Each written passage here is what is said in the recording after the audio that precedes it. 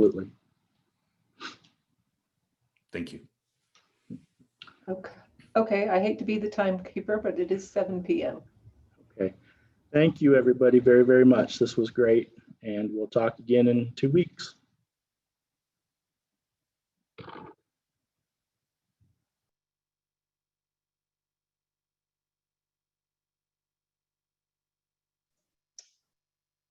So we can just stay on, correct, Nancy, and just roll right into the next? Yeah, Michelle will call. I do have a couple of questions for our applicants. I have a Chris Fifield. Is that part of your presentation team? Yes, Yeah, Chris is part of the team. Okay, I didn't have his name. Thank you. What about John McNeely? Yes, for sure. Okay, thank you. All right, I'm just going to bring a few more people in. Okay. Okay.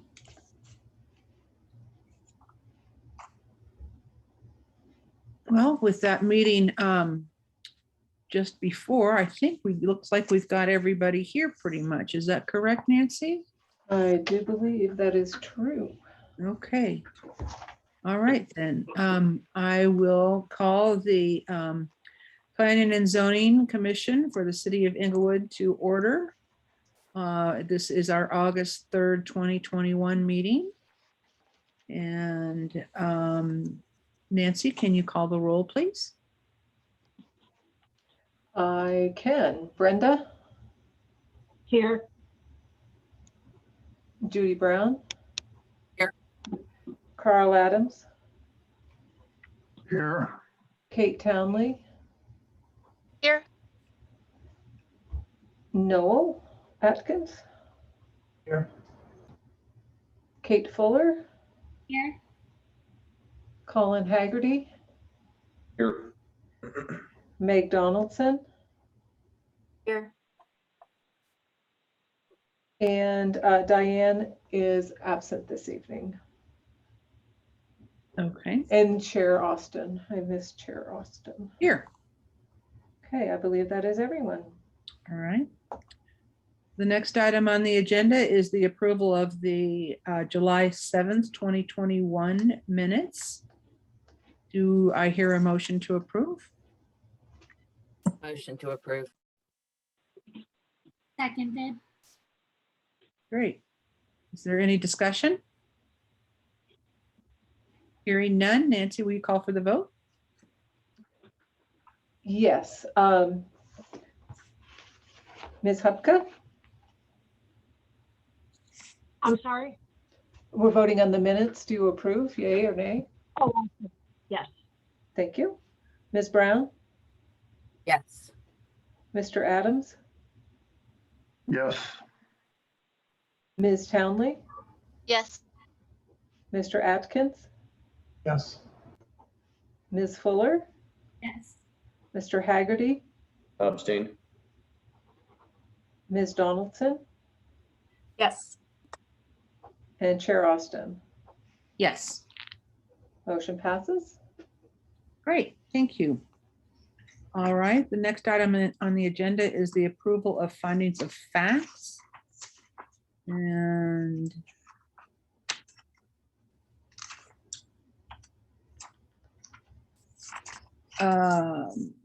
this would be, and correct me if I'm wrong, Nancy, it's the findings of fact in the matter of case 2021-003.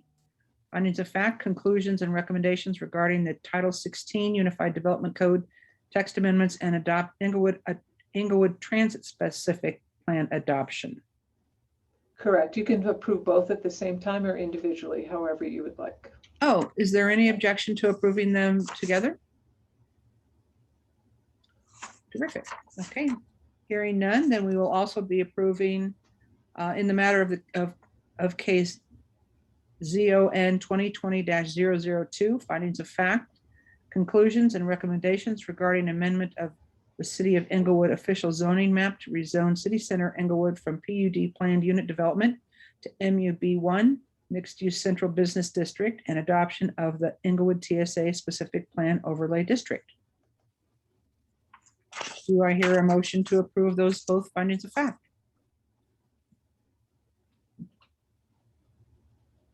I'll make a motion Thank you. to approve.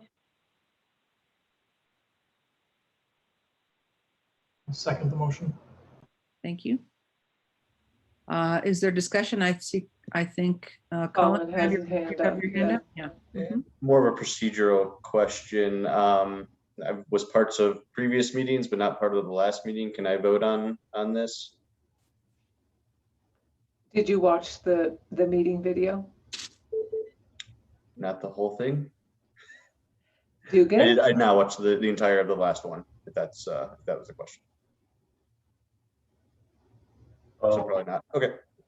no, if you didn't watch the whole meeting, you can't vote on that item. So I appreciate it. I will do better next time. I apologize. Okay. No apologies needed. I just hope it's not a close vote. Okay, the motion to approve both of the findings of facts have been moved and seconded. Is there any further discussion?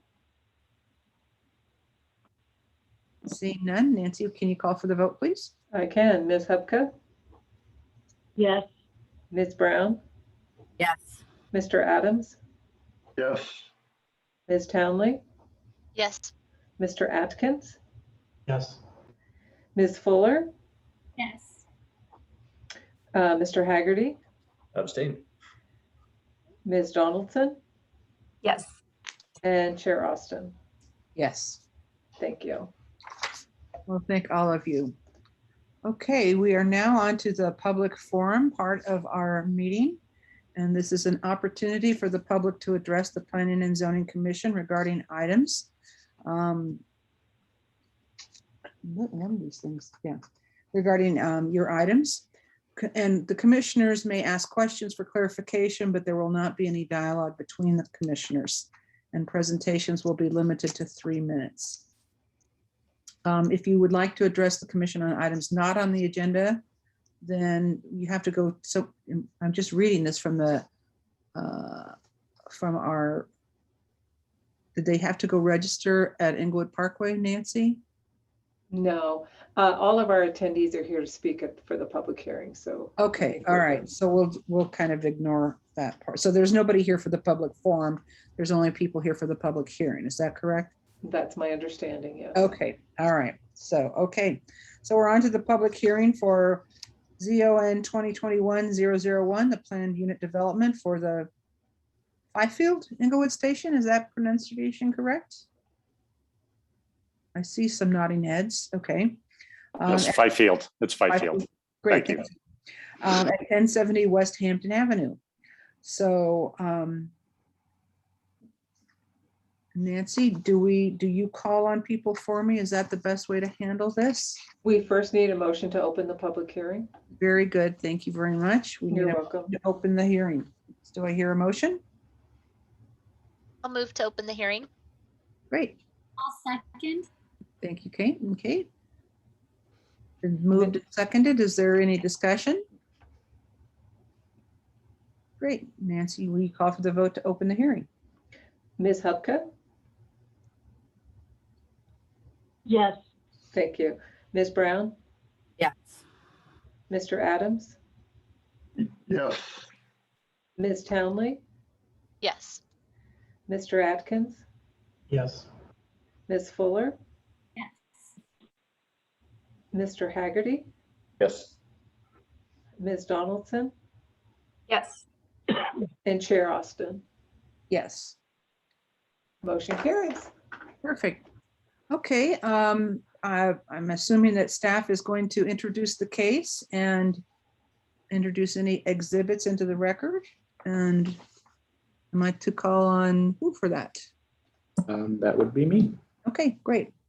So Wade, if you'd raise your right hand, do you swear or affirm under the penalties of perjury that you will tell the truth in this proceeding before the Planning and Zoning Commission? I do. Please state your name and position. Wade Burkholder, Planning Manager in the Community Development Department. Okay, thank you.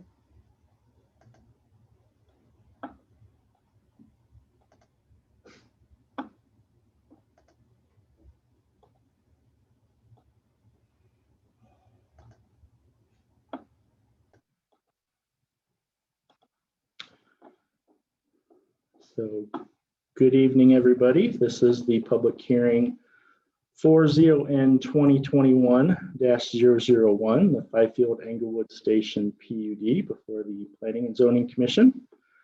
I'll give a brief site overview. The site is highlighted in this pale yellow as my cursor is circling. The current zone is I1 light industrial. We have a parcel size of 4.22 acres, and currently the site is being utilized as an RV and boat storage facility with frontage along South Jason Street to the south of Hamden Avenue and north of Kenyon, and bounded on the west by the railroad and Santa Fe Drive. A little bit more detail about the project proposed this evening through the planned unit development is a 303 unit multifamily residential development, which equals a 72 dwelling unit per acre figure for the site. Again, it's a 4-story multifamily building, which is wrapping a 5-story parking structure on the site. The proposed uses in this PUD are listed in the district plan for the project. And you also have this evening a site development plan for multifamily development use. I will just clarify that if approved as presented this evening, the actual project is for multifamily uses. The proposed uses that are listed in the PUD, which includes various things, some light manufacturing or retail type uses. Those will still be approved in the PUD, but with the associated site development plan, if approved together, that is what the project will ultimately become. If for any reason the multifamily development project were not to be built but approved through this process, the applicants would have to come back through the PUD process in order to get any other use approved on the site, because that would then become a major amendment to an approved PUD. So that is a little bit of explanation there. The height limitation in the PUD district plan is 65 feet 6 inches. However, much of the residential portion of the building is coming in at 52 feet. That 62 feet 6 inches incorporates the parking structure, and that goes slightly higher than the wrapped residential portion of the building. The project does provide for an increased landscaping requirement for industrial properties, and the proposed parking is 1.47 spaces per unit, which equates to 452 off-street parking spaces to serve this project. Now, as a PUD is a specific zoning designation, it's a negotiated zoning district. There are certain code modifications that are also being requested as part of the PUD. The listed modifications include a detached sidewalk is required under the Unified Development Code, and this PUD would allow for an 8-foot attached sidewalk. At 1.47 parking spaces per dwelling unit, as I mentioned, that comes in at 452 parking spaces, where the UDC would require a 519 count in parking spaces if we park the site or the project at the full 1.7 spaces per unit. I want to stress that this is essentially a transit-oriented project, meaning that both light rail stations are very close in proximity. Englewood Station as well as Oxford Station are within walking or biking distance to this property, and therefore that's part of the justification for the reduction there. The UDC requires 1 visitor space per 5 units. Proposed is 1 visitor space per 8 units. 7 loading spaces under the current UDC requirements. There is 1 proposed with this plan. Loading space screening is required. The PUD is asking for no screening. And again, I mentioned in the UDC for industrial properties, there is an 8-foot landscape buffer required along all street frontages. And in this plan, the provision is for an 8-foot attached sidewalk with varied landscape widths along Jason Street. Now, with those modifications, the other part of this is that with PUDs, we often find project enhancements to the community as part of the overall development. So briefly, I just want to mention again that this is a transit-oriented development, TOD site in close proximity to light rail stations, both north and south of the project. The project will be responsible to construct the rail trail along its frontage with the existing railroad right-of-way, and I'll show you that here in a second. There are also numerous traffic calming projects proposed on Jason Street as part of this project. Bicycle accessibility with the enhanced 8-foot sidewalk, as well as direct connection to the future rail trail from this project. The applicant is providing the full number of bicycle spaces per code on the project. And again, pedestrian enhancements, I mentioned the sidewalks, but the project will also participate in the financial cost of the future Hamden pedestrian bridge over Hamden, which will then effectively connect both this site with the future city center redevelopment site here where the Civic Center is. And that will be a direct connection for persons to get across busy Hamden Avenue at that point. I've printed some screen shares here,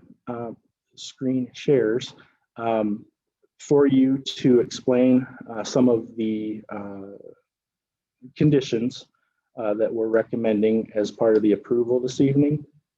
This is the existing landscape plan. Again, I mentioned that for standard industrial zone districts, the required landscape area is only 8% of the overall site, and that would equate to 14,706 square feet. But this PUD proposal actually is providing 20% of landscape area, or 36,590 square feet. So we're increasing the landscaping coverage by a substantial amount, a little over double than what would be required for other industrial properties. As you can see at the northeast corner, you can see an enhanced buffer area at this corner of the building with a nice patio feature with landscaping along and north of the main entrance to the project, which is right here. This, I believe, is approximately 20 feet in width, plus your 8-foot sidewalk, which is attached in this area here. One of the conditions that you see in my staff report really is concerning the southern part of the site, or the area south of the main entrance. In order to keep the 8-foot sidewalk that the city staff has requested as part of the review process, this landscape strip here narrows to maybe 2 to 3 feet. And we don't feel that these trees here are going to be successful. So one of the conditions of approval is that staff be allowed to work with the developer, and prior to building permit issuance, we come up with a solution to this area. The solution would possibly be moving this landscape material to the west side back here on the property, and coming up with a different treatment along this frontage. But we're not talking about a huge amount of landscaping, so we're quite certain there can be a solution reached there, and we're asking that we take care of that before a building permit would be issued. Excuse me. I mentioned the multimodal traffic calming improvements that is being proposed by the developer. The developer spent a good deal of time talking with neighbors and residents of this area to listen to what their concerns were, and have come up and proposed several improvements to the Jason Street corridor. These are listed also in the full set of plans of the PUD, and this may be kind of hard to read, but right here at the top of the screen at the Inca and Hamden intersection, excuse me, the proposal is to reconstruct the curb ramps to be ADA compliant at the southwest corner of that intersection. The project will add crosswalk markings, reconstruct curb ramps to be ADA compliant and directional at the northwest and northeast corners, reconstruct median to remove crossing from the northwest corner to the southeast corner, and remove curb ramps and reconstruct the sidewalk at the southeast corner of this Jason Inca curve to make it more pedestrian friendly and not so dangerous. The project will also relocate the South Jason Street crosswalk to a drive here matching the CubeSmart entrance at that location. You can see the project site. The project will also construct the rail trail, which is the blue here. I just want to add that city staff has talked with both the owners of the CubeSmart as well as the Earth Trex. There's been initial conversations about extending the rail trail this entire length. So we don't intend to have a trail built to nowhere. We are in the process of talking with the owners on both the north and south to construct the trail from essentially Kenyon to Hamden. Moving farther south at the Jason and Mansfield intersection, a corner bulb out is proposed, again, for traffic calming measures. Further south, there's a mid-block choker proposed, and then at the intersection of Oxford and Jason, another corner bulb out, and you can see the configurations here as well as to what that would look like at the final construction of those improvements. Again, this is just essentially a blow up of the site development plan. I want to bring your attention to the far west side of the property. You can see the 10-foot concrete rail trail that will be constructed. There's a 5-foot maintenance easement in there. And then we have the fire lane, which will also be wrapping the building around as well. So a lot of improvements offsite and a lot of project enhancements to come with this proposed project. So city staff is recommending conditional approval of ZON 2021-001 based upon the approval criteria found within the staff report and the 7 conditions of approval as outlined also in the staff report. Staff finds that the application is consistent with the comprehensive plan. The application is in conformance with adopted and generally accepted development standards and other ordinances, laws, and requirements of the city. The application is substantially consistent with the goals, objectives, and policies of the city. And as this project is also located within the downtown development area, the application does further the goals, objectives, and policies of the downtown development plan as well.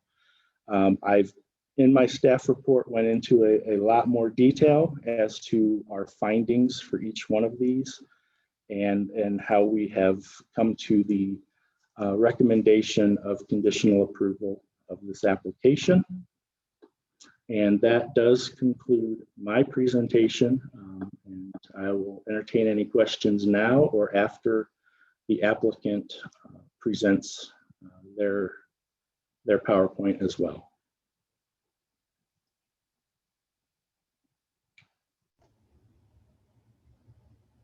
I do not see any hands to ask questions. Oh, Colin has a question now.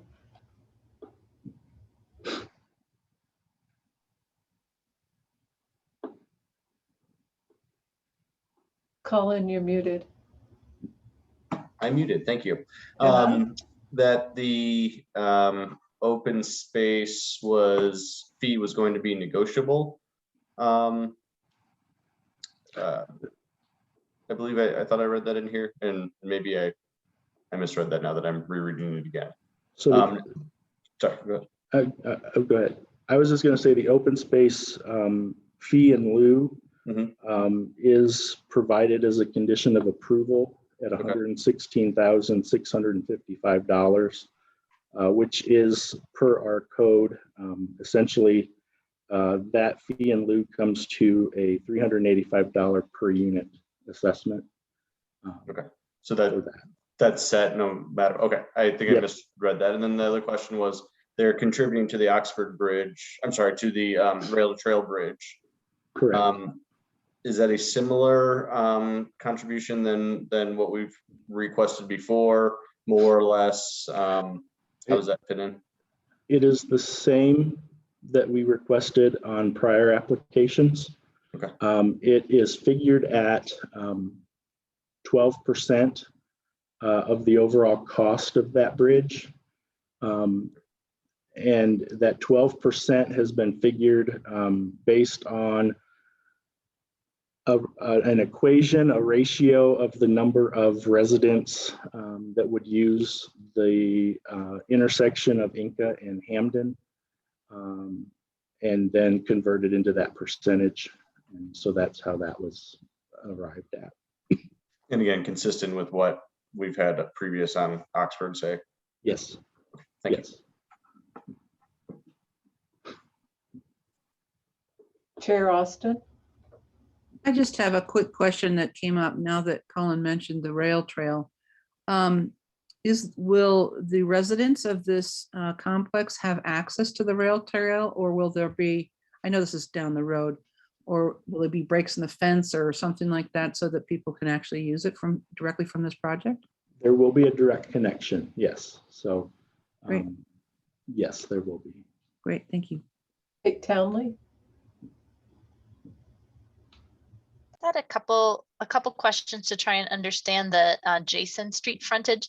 So what is the existing width of the sidewalk now? And then also, I think if I read this correctly, that they're requesting a 0 foot setback versus like a 3 foot setback. Can you just confirm that?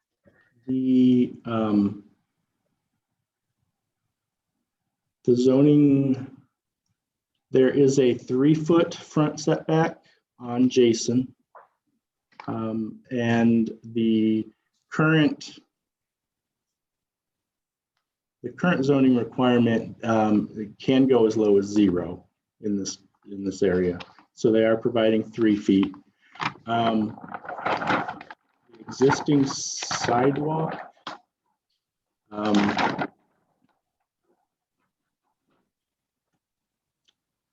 I'm, It's just saying it was going to be expanded, that they would expand to an 8-foot sidewalk. right, And that would just be in front of this building. correct, right. So there, yes. And can I ask one more question? I can't tell if anyone else's hands up. You're good. Okay, thanks. In terms of the parking ratios and the close proximity to light rail stations, is there any kind of more information on how you're able to get to, I mean, it's a reduced ratio, but not really a reduced ratio to reflect TOD or a double TOD, I guess. But if there is, if you can provide any input and kind of how that was determined, or is that determined by that? And I am going to ask Jay Snyder, our traffic engineer, if he could be sworn in to address that parking ratio requirement and how we got there.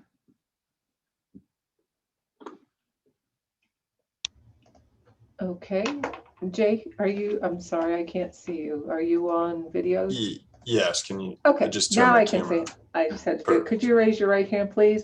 Do you swear or affirm under the penalties of perjury that you will tell the truth in this proceeding before the Planning and Zoning Commission? I do. Please state your name and position with the city. Jay Snyder.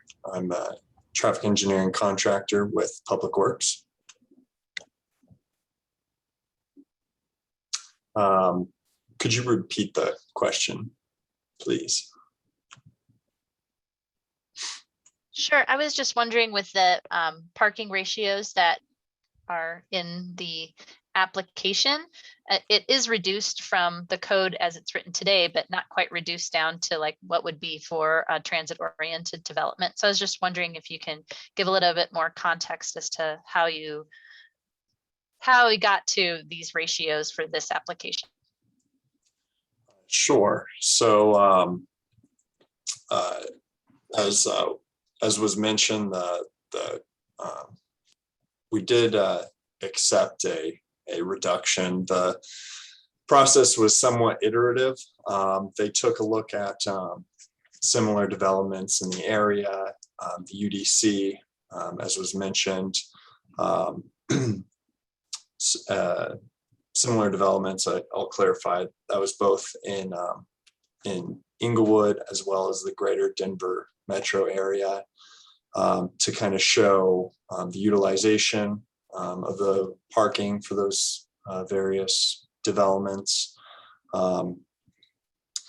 So while the UDC states that lower ratios are acceptable based on utilization rates, staff wanted to ensure that adequate parking was provided. There's a lot of areas within Englewood, especially the downtown kind of medical areas, where on-street parking is a concern. Also, there's a concern that was brought up during the public involvement. So to kind of find a balance between utilization rates in the UDC seen in other developments and what city requirement states, that iterative process kind of found a middle ground based on all that input. So that's kind of how we were the parking ratio ultimately was arrived at. Thank you.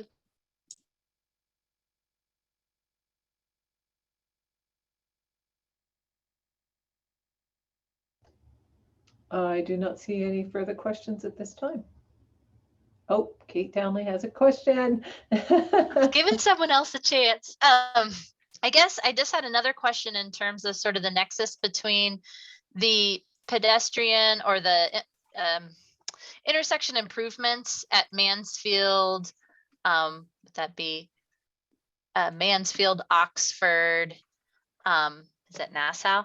And sort of how those were determined instead of moving more things towards improving the rail trail or the connections to the light rail station.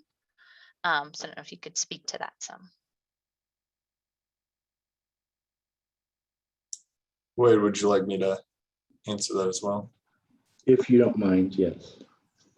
So you're, just to clarify, the question is why are the, some of those improvements kind of down towards the south as opposed to closer to the development and perhaps even to the north towards the light rail? Yeah, exactly. Kind of why those intersections were chosen versus like focusing more, is that still considered, I don't have the map with the Windermere or the area where people might be more likely to walk to the light rail station to the south. Sure. So I think historically there have been speeding concerns along Jason that have kind of originated between Mansfield and Oxford. And so when this project came in, acknowledging that Jason was kind of that corridor connecting Oxford to the south, and then the addition of the public involvement in those same residents saying, hey, this has been a concern. That's where that southern corridor kind of came into focus, and to kind of combine that pedestrian safety with lowering speeds. That's where the bulb outs come from, is they reduce that crossing distance for pedestrians while also providing that visual vertical delineation in the road to slow motorists down. So that is kind of where the southern corridor originated from. And then the improvements between the site and the light rail station to the north, near the Civic Center.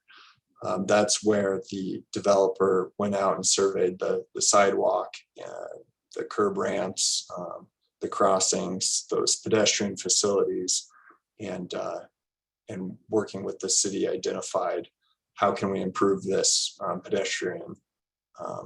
these pedestrian facilities to improve that connectivity. And Carl, I apologize. I don't always see your screen if you're raising your hand, but did you have a question? Yeah, I had a question on the rail trail bridge. It's that'll be a big asset for the apartments there to have a better, safer connection to the Englewood Station light rail. The 12%, how is the 12% going to be determined in dollar value, and when will that be paid? I can take this one. The 12% will be a dollar value. It will be determined and paid according to the conditions of approval prior to the occupancy permit issuance for the first residential unit.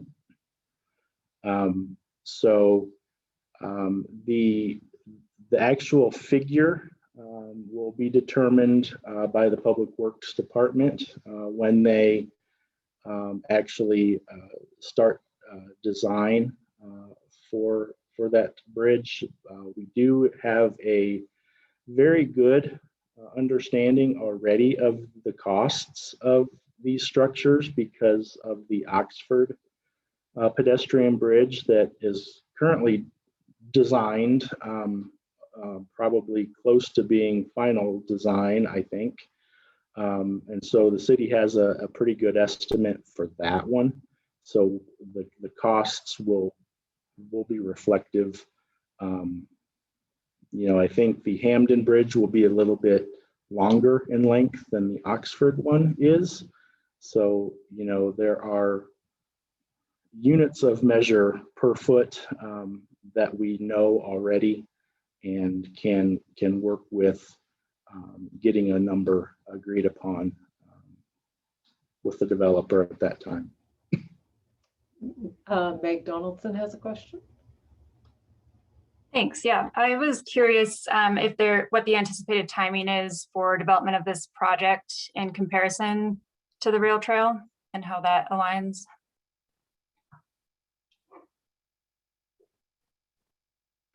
The developer would be able to answer the question better in terms of time frame, but the rail trail on their portion of area will be built again prior to final occupancy. Just depending on city resources in terms of getting easements established to the north and south on those properties, and actual, funding to construct that portion. It's undetermined as to when those portions would be built, but if we have a middle section already constructed, I think that will rise to somewhat of a priority to get those other two links completed. Both the property owners to the north and south are positive about the prospects of working with the city in terms of getting those other links established. So, I can't say that there won't be some time where there'll be just sort of a trail in between two non-trail areas, but those sections would quickly become priority to get finished as well. So we'd have a connected stretch. Kate Fuller. Comparison purposes, I was wondering how tall the Englewood police station is. I'm sorry, the police station? Yes. I tried to Google, but I couldn't find the answer. I'm not sure of that answer. I know the Earth Trex right next door, I believe, is 58 feet. Let me check my report here real quick. Yes, Earth Trex is 56 feet. Oxford Station has a maximum height of 100 feet, and Belcherry Hills is 78 feet in height. So I can find out exactly what the police station is and send that information. Okay, great, because I live pretty close to the property, and I always hear from my neighbors that that building is too tall. So I was just wondering how they compare. Gotcha.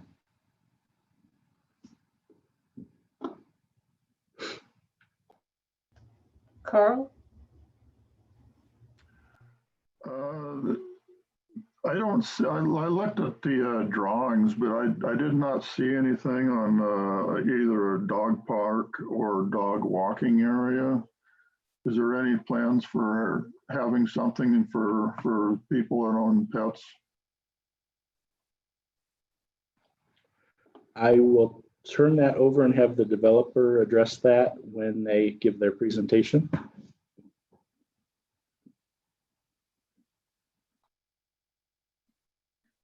I've got one more if nobody's up right now. You're good. I may be thinking about a different developer on this site, but I remember something somewhere that the first people that have picks in the once it's developed and they start moving in, first responders like nurses and police and firefighters have a first pick on going in and getting a lease. Is that true? It is, okay. I'm seeing shaking heads, yes. Okay, that answers that. Well, how long of a time frame will that be? Will they have? I'm not allowed to talk yet, right? Right. Officially. So Yeah, that's correct. Right. Keep them coming. I'll address them when I talk. Yeah. So Kate Fuller has a question, and then Wade, did you want to move on to the applicant or chair for their presentation? Yes, please. Okay, that's what, Kate, if you want to ask your question real quick, and then we'll move on to the applicant presentation. Sounds good. I have one last question for staff. So I think it was in 2019, we saw a PUD from Wood Partners, and there was a lot of resistance, I remember, from different people in the community. I'm wondering what staff would say, how this differs from their plan, and so why you're recommending this, knowing what you know from that last proposal.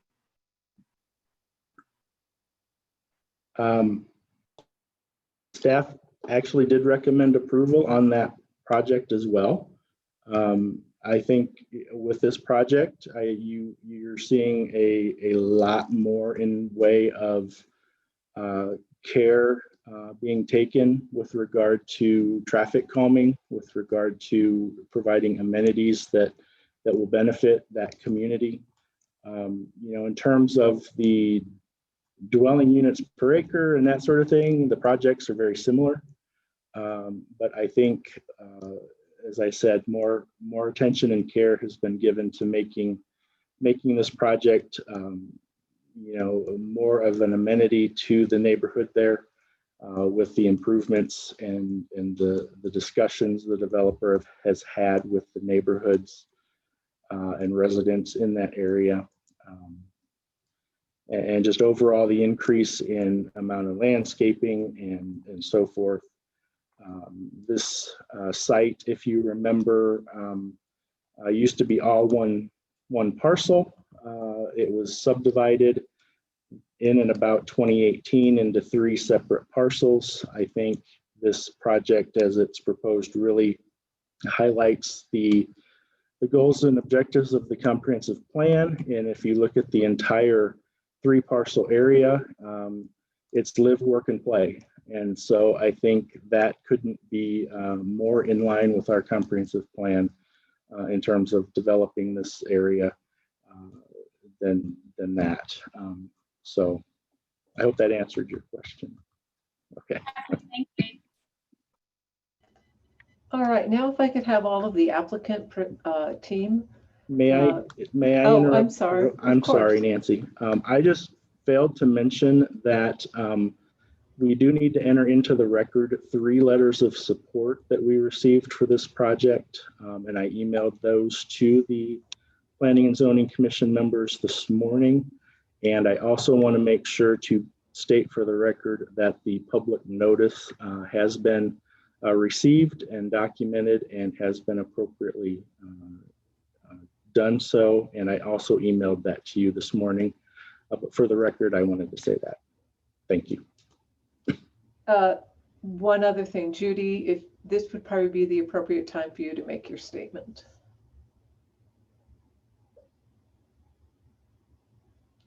Judy, you're muted. Sorry, I lowered my hand instead of unmuting myself. So I just wanted to state into the record that I am on the board of directors of the Englewood Chamber of Commerce. They did submit a letter of support. I was notified that discussion was happening, but I wanted to state that I was not involved in any of those discussions, nor did I speak with the applicant in any form regarding the chamber's decision to write a letter of support. Thank you.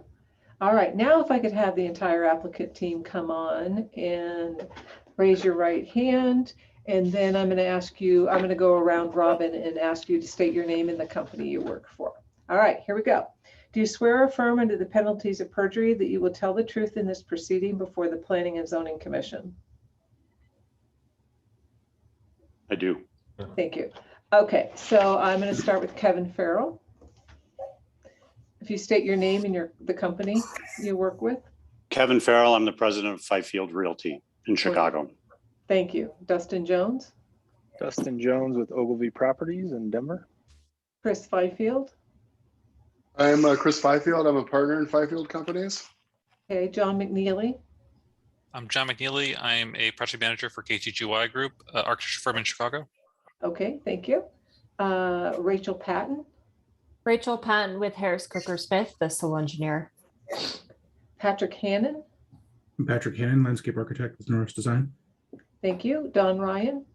Don Ryan, planner for Norris Design in Denver. Thank you. Phil Workman. Phil Workman with the Pockner Company. Okay, and I see a Joe Pitzer. Yes. Yep, Joe Pitzer, Vice President with Fifield Companies. All right, all have been sworn in. If you are not speaking or presenting, could you please at least mute your mic? It will help with the feedback. And you're good to go. Well, good evening. I'm Kevin Farrell. I'm the president of Fifield, like I said. It's really fun to be here in front of the Planning and Zoning Commission after about 9 or 10 months worth of work. During that period, we've had at least 3 DRTs, multiple meetings with staff, the various agencies. Joe Pitzer reminded me this morning that we've actually reached out to over 200 members of the community during that time period. Now, almost all of those meetings were virtual, unfortunately, and you don't really get to connect with people the way we like to, but just like this meeting, but really happy with the progress. Took a lot of input from staff, fire department, traffic, public works, and we have a better plan now as a result. And we're happy with the plan that we came up with. Our presentation is really brief. Wade pretty much covered all the basics. I'm going to try and sprinkle in answers to some of your questions that Wade couldn't answer. But by way of introduction, Fifield Companies is a Chicago-based apartment development company with offices in Chicago and Los Angeles. In Chicago, over the last 10 years, we've built several high-rise apartment buildings, 30 stories and higher, with a couple of mid-rise projects. In Los Angeles, we've built 15 4 to 7 story apartment buildings. And that's a different product. It's more consistent with what we're proposing in Englewood, the 4-story wood frame project that wraps around a parking garage. And we're going to lean heavily on the experience of our senior vice president in LA to run this project, and hire full-time on-site staff as well in Denver to help manage the relationships between the architect and the contractor, relationship with the city, the utility companies, and even more importantly, the neighborhood, to make sure they know that there's someone from Fifield on the project that they connect with. So, as I said, we build apartment buildings. We love transit-oriented sites. And our investors believe heavily in the environmental impacts of building housing by transit. And that's what we do. If you look at our website, almost all of our projects note proximity to a rail station. When we come into a community, whether it's Chicago, LA, or your community in Englewood, we try to identify 3 basic goals of the project. And the first one is kind of like do no harm, minimize the impact of our project to the surrounding community. And I think we'll be able to highlight some of those features in this presentation. The other thing we want to do is enhance the pedestrian environment, eliminate curb cuts, activate the street, put residents on the street, put active uses like fitness center, lobby on the street so that it enhances the pedestrian environment. And then the third thing is just with regard to design, we try to blend in and with the existing environment, not necessarily be like the warehouse across the street, but the greater area, make sure we're delivering an apartment project that improves and blends in with the existing environment, doesn't stand out, from Santa Fe, like something that never should be there. I want to blend in. And the best compliment I get every once in a while at a grand opening is members of the community will say, boy, it looks like it's always been there. It looks like it should be there. And that's what we go for with our architecture. So you could pop up the first slide, Joe. So we're from Chicago, but we have an all Denver-based team. That's how we work when we move into a new market. You heard me, Joe, and Chris get sworn in. Dustin represents the seller, so if you have questions about the existing CubeSmart, he'll be able to answer those. Don is with Norris, local zoning consultant, and his teammate Patrick Hannon did the landscape design. KTGY is a prominent architect in Denver, and John's going to give you a brief presentation on the architecture, but certainly available for more questions. And Rachel and Mike are both with the local civil engineering company Wade stole most of Rachel's thunder with regard to the multimodal enhancements, but I'm sure she can think of something that he missed. And Mike will be available for any questions about the traffic study. So with that, I think I'll turn it over to John with KTGY to just do a quick walkthrough of our site plan and the architecture. Thanks. Hi, thanks, Kevin. So I guess we'll start. I guess we're going to skip some of these first slides. Obviously, Oh no, this is I did it more wrong. civil. I did it wrong. It was supposed to be Don. It's our names. Sorry. Yeah. Let Don go. Sorry Yeah, that's about that. okay. That's okay, Kevin. I'll be brief because I think in particular in Wade's staff report, he did a very good job of summarizing this, but we just wanted to emphasize how this project supports many things in the Englewood Forward Comprehensive Plan and in the vision of that plan, and specifically also the Englewood Downtown Plan with the Downtown Development Authority. So in fact, through the process and the submittal process, we actually had a 800-word response to this, and it's about 80 lines of text, about 2.5 pages, and I'd be happy to go into more detail if you have questions. But basically, to summarize, this project hits a lot of points within the comprehensive plan, particularly in the live and move components, by providing this unique residential opportunity so close to 2 transit stations.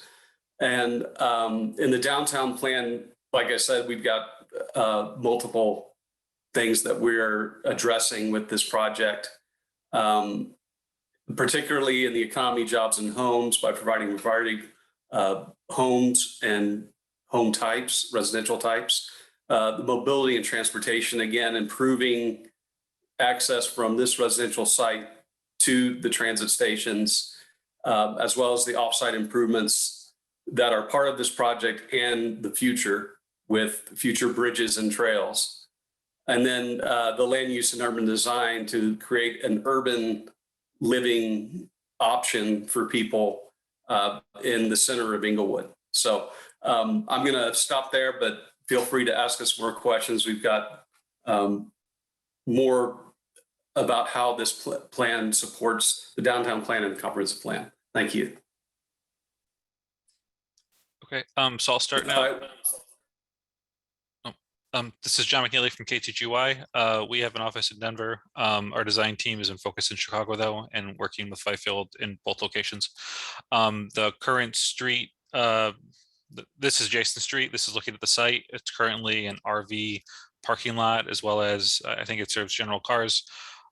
This is the current condition. We hope to improve it with using a 4-story residential apartment wrap over around a parking garage, which would be precast concrete. It's 4 stories tall, 303 units, 452 parking spaces. You know all this. It's mostly going to be 1 bedroom, 2 bedrooms, and studios, with a handful of 3 bedrooms. It says in the slide, the stormwater sewage retention on site will ensure public storm sewage infrastructure is not overwhelmed. This is going to take place towards the south end of the site. You see in the rendering, we're using a lot of natural colors. The second floor and up is going to be fiber cement panel more than not, and we'll have some screening aluminum meshes between the units where they share a balcony structure.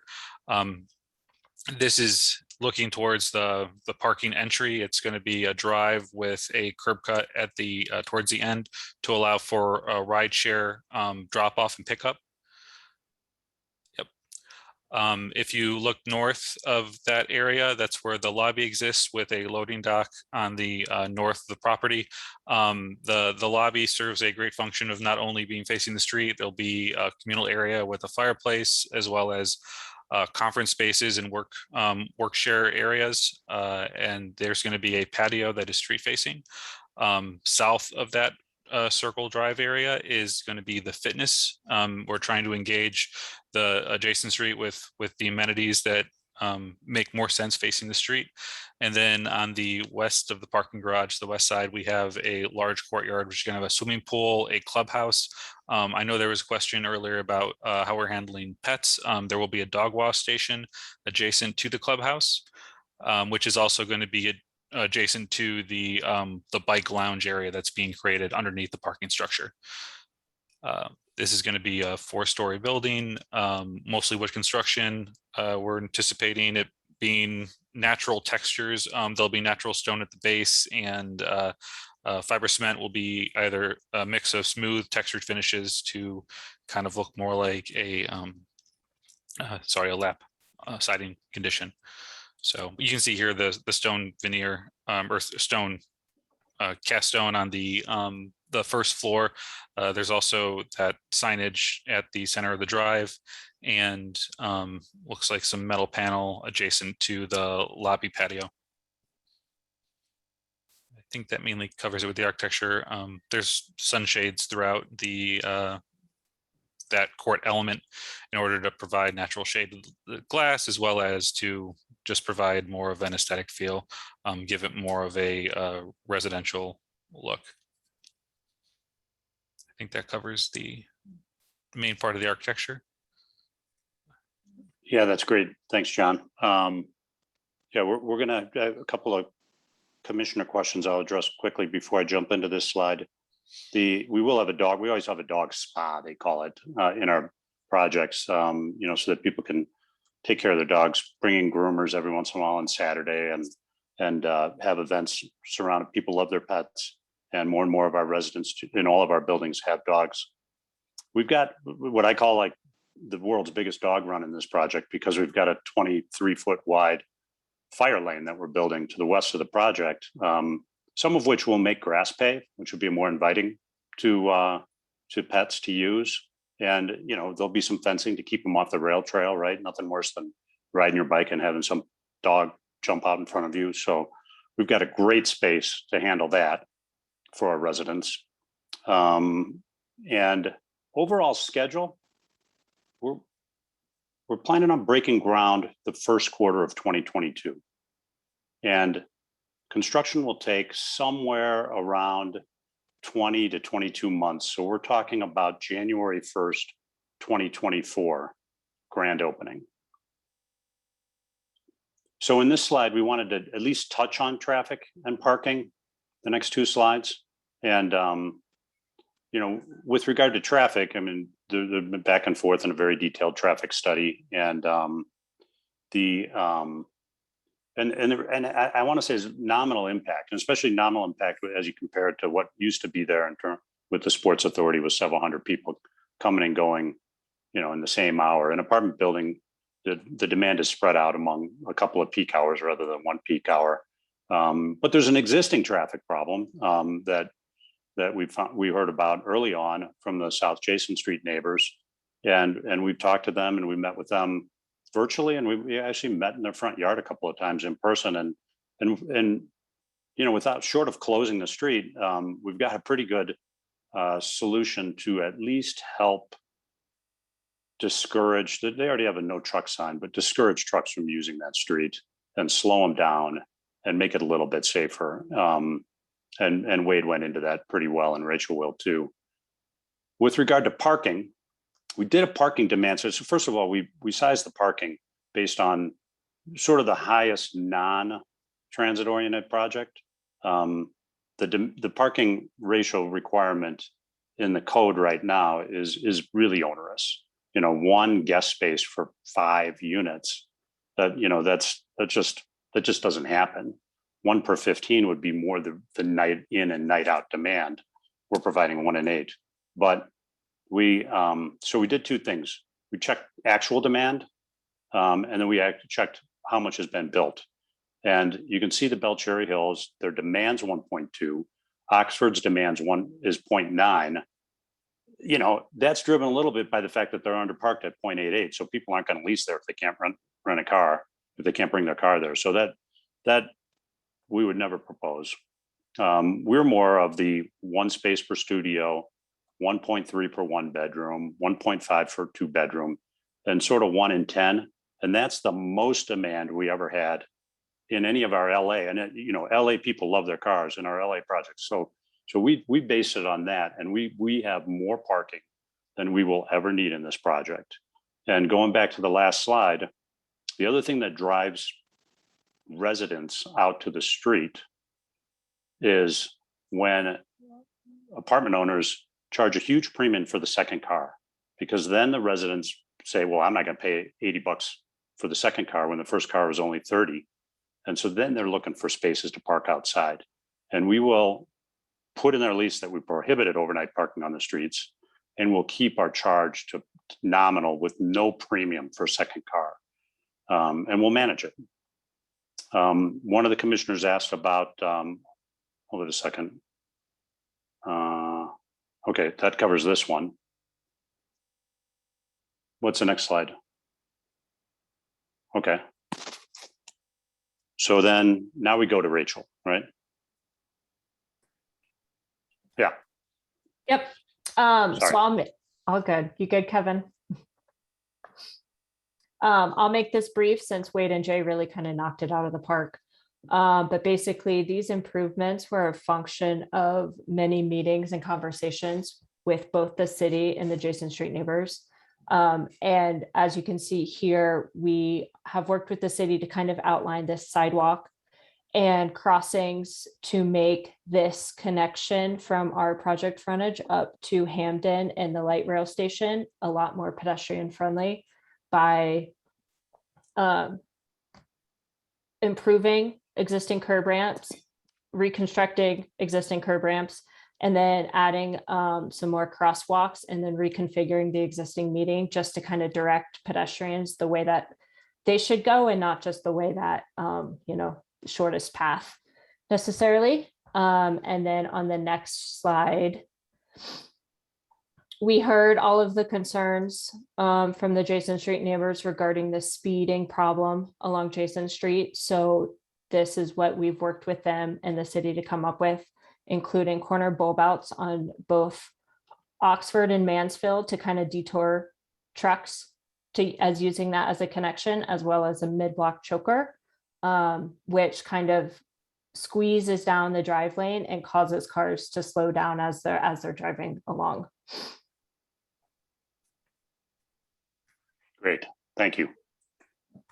Okay, so this is a slide I thought was coming up. Yeah, so this is the economic, benefits, and it's all in the staff report. I don't want to pat ourselves in the back too much on this. Most of it's statutory, but I did want to highlight, since one of the commissioners asked about offered first look at units, and this slide says teachers and nurses, obviously first responders, and I don't even want to take credit for coming up with this. It was imposed on us in Santa Monica on our early projects 8 years ago, and it actually turned out really nicely. It was focused on people that just work or live locally, and reaching out to all the local businesses, running ads in the paper, and doing a 2-month pre-leasing where we're only meeting with local residents or people that have jobs locally. I mean, it's great if somebody moves into an apartment because it's by their job. That's the ideal, right? And get them out of their car. And so what we do is we'll open a pre-leasing office 2 months in advance of when we think we're going to open the building, late in 2024, that is, right? Late in 2023. And open up either a trailer or a little storefront nearby and run some ads and try to let local people have first pick of the units. And we've been successful doing that. I mean, it's not a ton, but if you get 8 or 10 people that live locally, that's a great result. So with that, I think we're on to questions.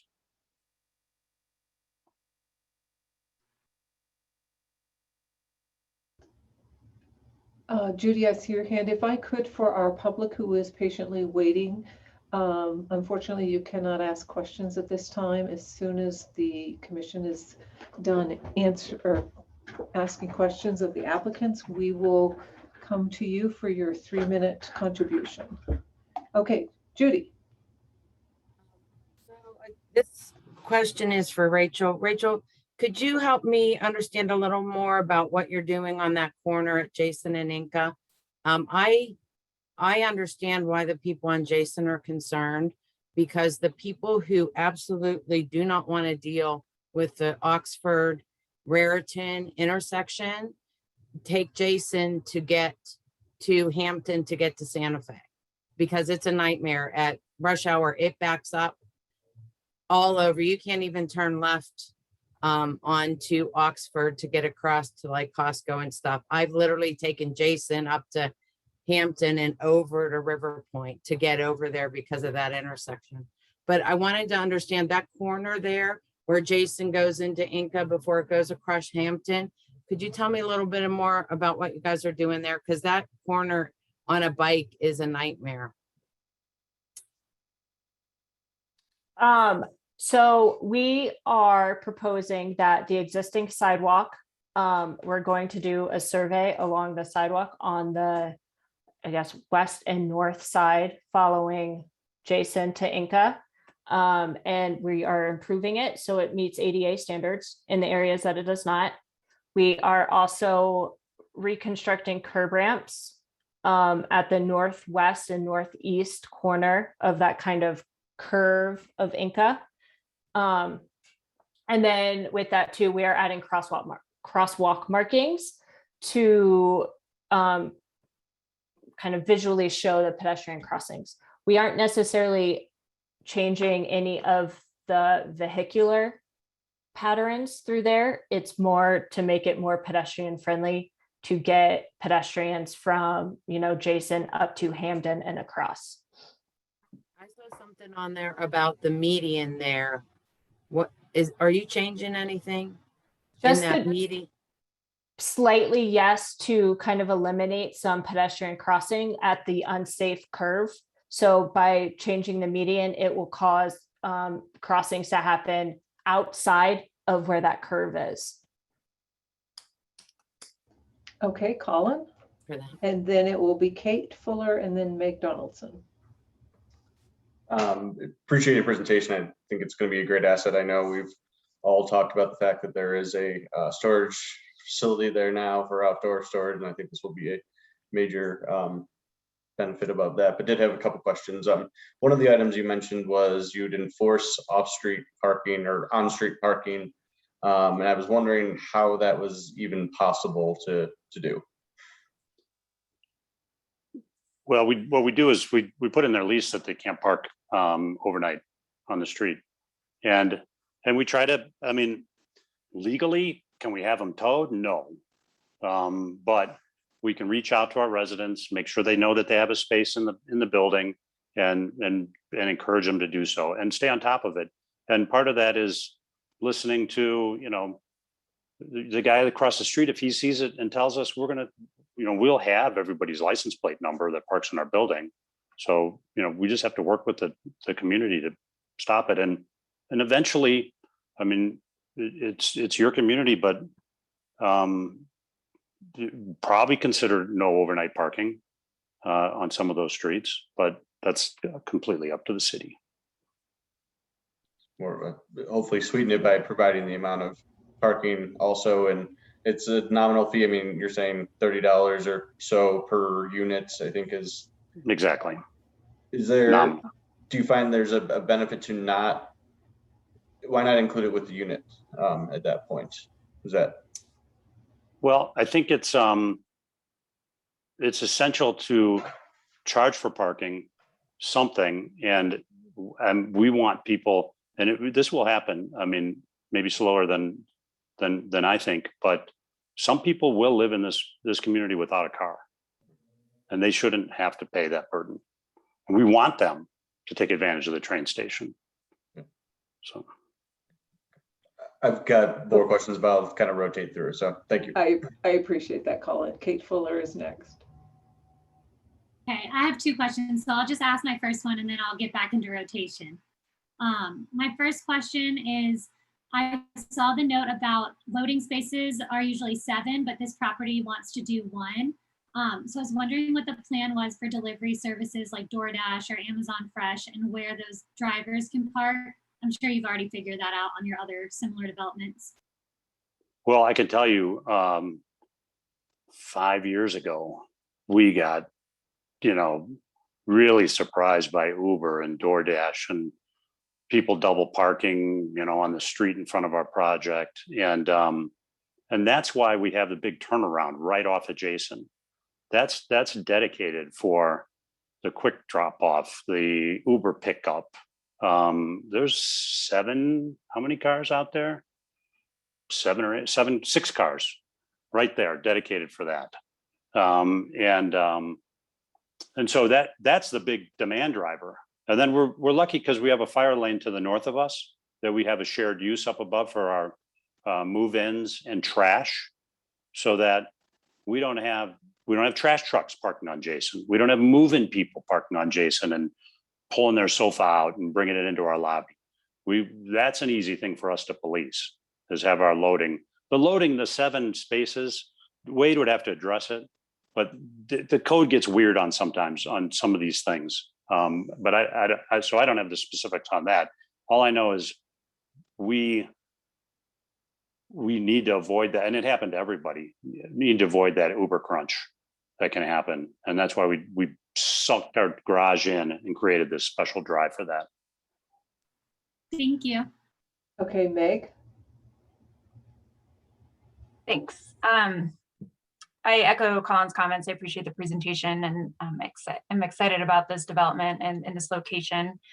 This is a follow-up to my question earlier about the timing of the rail trail and this site development, and any additional considerations for bike improvements along the same routes that you showed, pedestrian improvements and traffic calming. I appreciate those a lot, but also, as Kate mentioned, getting to the Oxford station, especially access along Windermere, and that's a pretty traffic heavy corridor. I know I've ridden my bike on there and it's pretty unsafe. So I didn't know if there are other considerations for bicycle improvements along the main corridors here as well. We haven't talked about any. We like Windermere as a pretty good pedestrian access for our residents. The sidewalk's okay there, and it's pretty direct. And we'll have a back door right out the back door and onto the future rail trail area. So it's a pretty easy walk. But we haven't talked about any other improvements on other streets. Okay, Judy. This goes to the loading and unloading, and I just want to give a little bit of background on the concern. Now, I know that you have that fire lane on the north, but you do only have one dedicated spot. So I don't know if you're familiar with the Vita Apartments in Littleton, but it's right off of Main Street, and they have a similar turnaround. They also have some retail stuff in there that causes a little bit of problems, but they use that turnaround for that. We deliver Meals on Wheels there, and there is always a moving truck there. And it's a disaster. It's the entrance to the parking garage. It's the entrance to the parking for some of the retail there.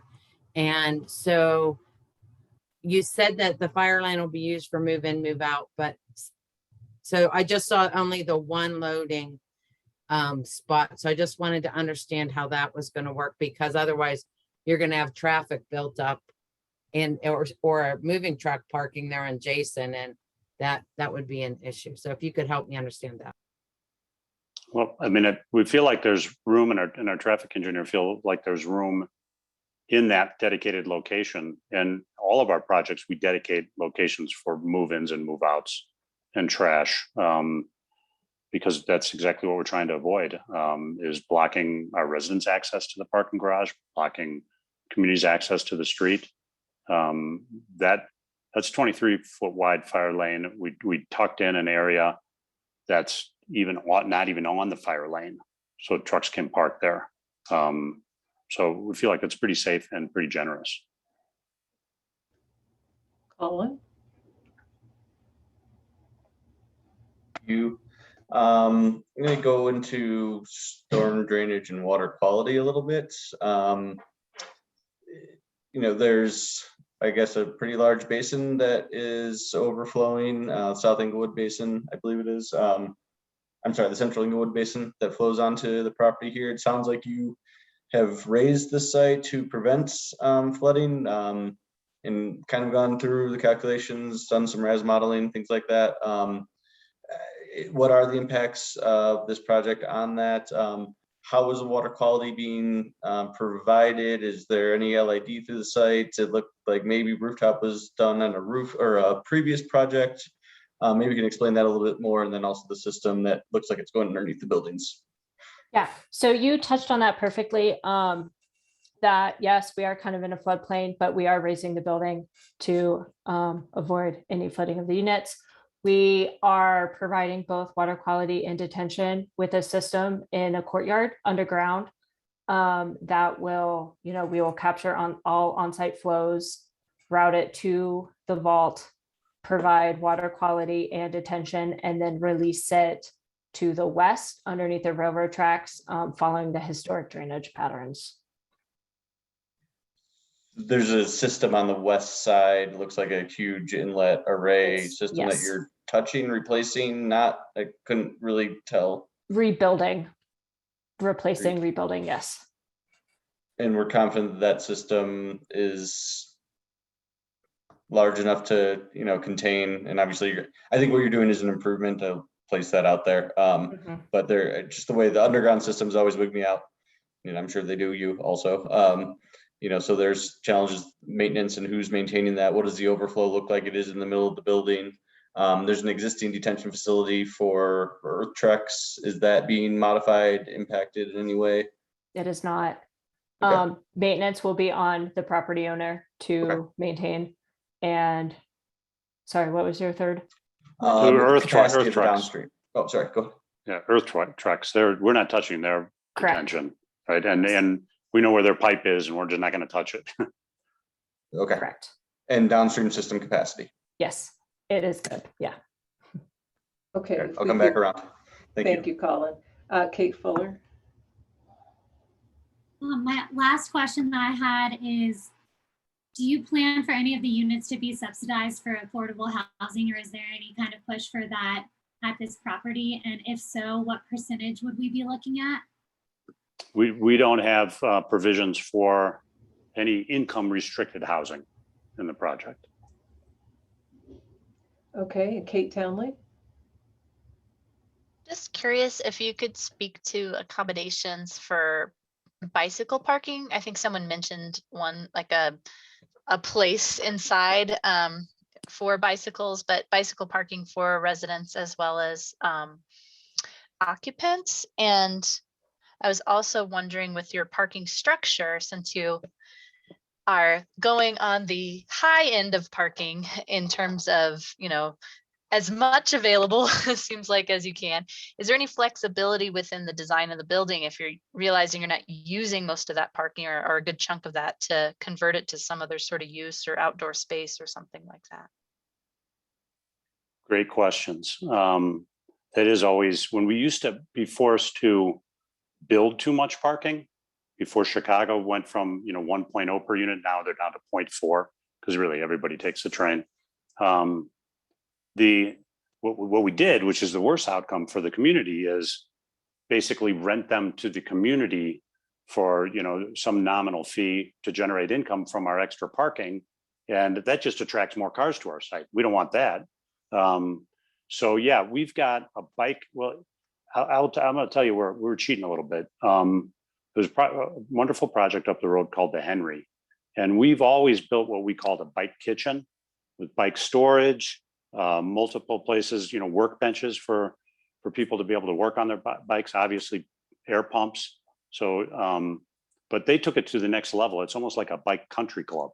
And so we're gonna sort of steal a little bit of their, style there, with a lounge area and even more tools for residents.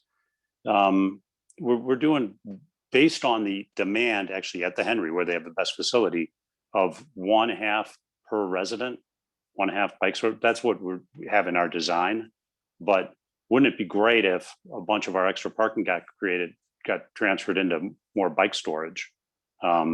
if we prove up that we have extra parking. And then another great point, amenity on the roof, because we have an open roof garage. You know, there's other things we could do if nobody's ever parking on the roof of that garage, and we'll look into it. Colin? Looks like the south side has like 0 setback or no landscaping or anything like that. Is that the negotiation with the adjacent property owner? Is that the decision from the city? Is that just because it's the way it works out? What's the thought process? Those are, no, they're 8-foot deep backyards for the residents.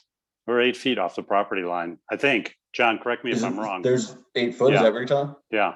Okay. Yeah, we have to treat it now. We have units down there and people are parking their cars and their headlights going right into those units. So we're going to come up with a stylish fence that sort of blocks the headlights, but gives people their little private 8-foot by whatever 22-foot backyard. And I think people appreciate living on the ground floor there. Yeah, it's a 7'10" and like a half. Oh, he lost 2 inches. He lost 1.5 inches since the last time I talked to him. Yeah, so that's the setback to the property line. I know there is a retaining wall, so it's lifted, I think, a foot or 2 feet off the ground, you know, for the spread of the site. But there will be a fence and you know, some sort of yard. Okay, I apologize. I must have totally misread that there. I don't see any other. Can I ask a couple more questions as long as I've got time? Sure. Okay. So the adjacent street improvements, are those going to be constructed by the city? Like, will there be a fee that's associated that the team will pay, or will that be constructed with the project itself? You know, I don't know that we've gotten that far. They're making it a condition that it gets done on the development team. I am assuming that we will have to hire a contractor and work within the city's design guide. Every city has their design guidelines, right, for curbs and work with Rachel to make sure we've got a plan and execute it ourselves. That's my assumption, rather than reimburse the city. That's correct. That's our understanding as well. Good. Thank you. And then I had a question before about the negotiable. The price for the Oxford Bridge is the part that's negotiable before the first C of O or the first CO gets provided. Is that just based on what the actual final bridge cost price is, or what the estimated bridge cost price is, or why is that a negotiable number? The Hampton Bridge, right? Not the Oxford. Yes, I'm sorry. Thank you, Kevin. Yep. I don't know if that's a Wade question or if that's. That'll be determined. That'll be determined by our capital projects manager in the Public Works Department. There's just not quite enough information available at this point, but they'll be working on getting that number. Is it the final cost of the bridge, or the 12% that's the negotiable part? Or is it just we're going to come up with a number before? Correct. It'll be the cost of the bridge, whatever that ends up being, and then 12% of that. Okay, because it does say in the conditions that that's a negotiable number. So I just want to see which part of that was negotiable. Oh, okay. I'd have to get clarification from Public Works on that to see how they will treat that. Yeah. It says to be determined by the capital projects and engineering manager and payment made prior to final occupancy issued for the first unit. Right. Okay. And then last thing, piggybacking on, I think this was Meg's question, or maybe it was Kate or Kate's, package rooms, things like that for everything. Is that going to be part of the lobby area? Is that a separate secured room? How's that? Oh yeah, absolutely. You know, what was it, 8 years ago, they came up with those funky lockers, one package per, and people had access, and we ran around and put them in all our projects. And then Amazon stopped giving people boxes this big. They're always big. And so we've gone to the secured room, and they just keep getting bigger. And we've got a big package room here that we think is sufficient. And it's got a camera on it, and residents get a code when a package arrives, and then they can go in. And then we even have overflow storage adjacent to the garage if people get a like a sofa or something, right? Which can happen. Kate Fuller. Might have missed this in our packet, but do you plan to have EV charging stations on site? Yeah, who remembers how many? 10%, 5%? Who on the team remembers? I don't think we ever defined a percentage, but yes, I we thought it are was like looking. 14 or something, or 12, it's between 12 and 14. It's still in flux, but yes. We always have to make sure that our electrical service is big enough to add more if that's where the demand goes. We don't want to lose tenants that have electric cars.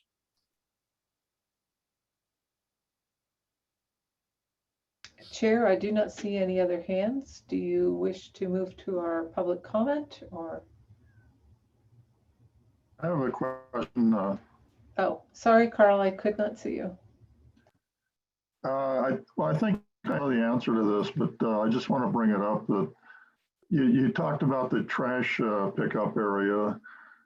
Most apartments, as far as I know, do not do a recycling. Is there any recycling available here? Do you know offhand, John? I mean, all of our projects have recycling. We have bins and encourage residents to use them. The trash room has the recycling incorporated as another chute, but I don't know if the local trash service will accommodate that. So I think we need to talk to the trash provider and just find out what accommodations can be made for it. Okay. Okay. Chair Austin. Good questions all. I usually am the one that's complaining about you don't have enough parking, but this is, I think, the first development coming before us that I feel much more comfortable about the parking ratios. Yes. Seeing no hands from the commissioners, can we move on to public comment, or do I need a motion for that, Nancy? Sorry, if I can get my video back on.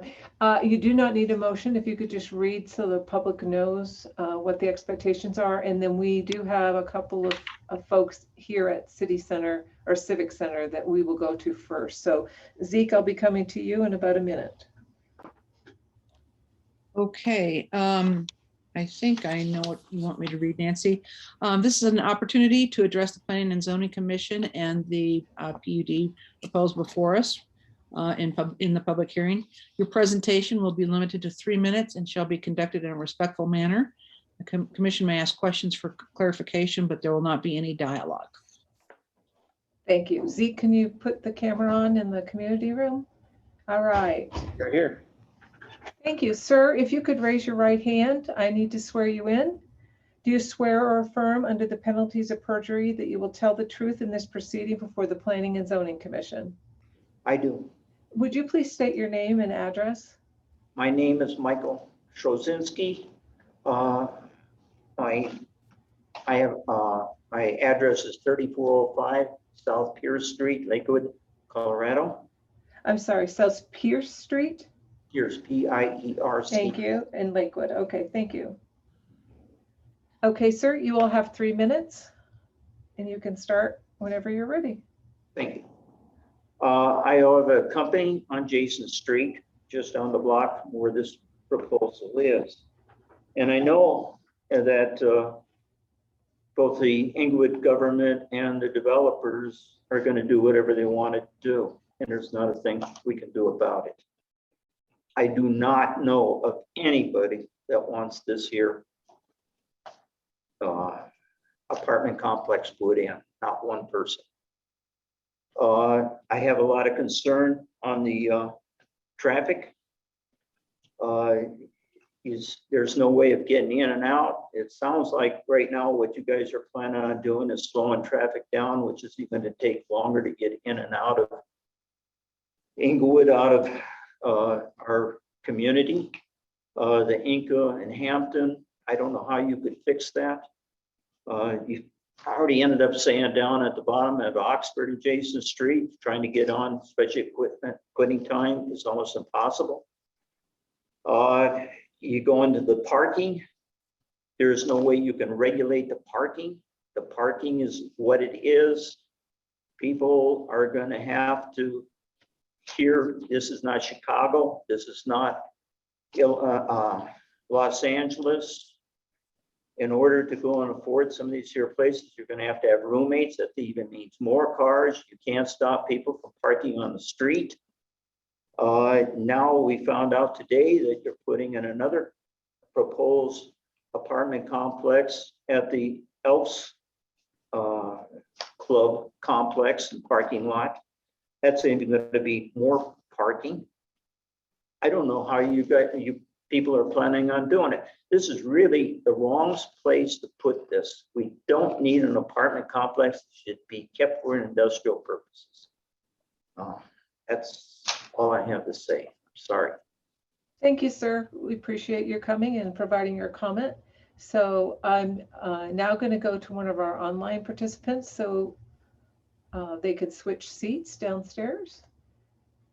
So is it Mr. Irwin?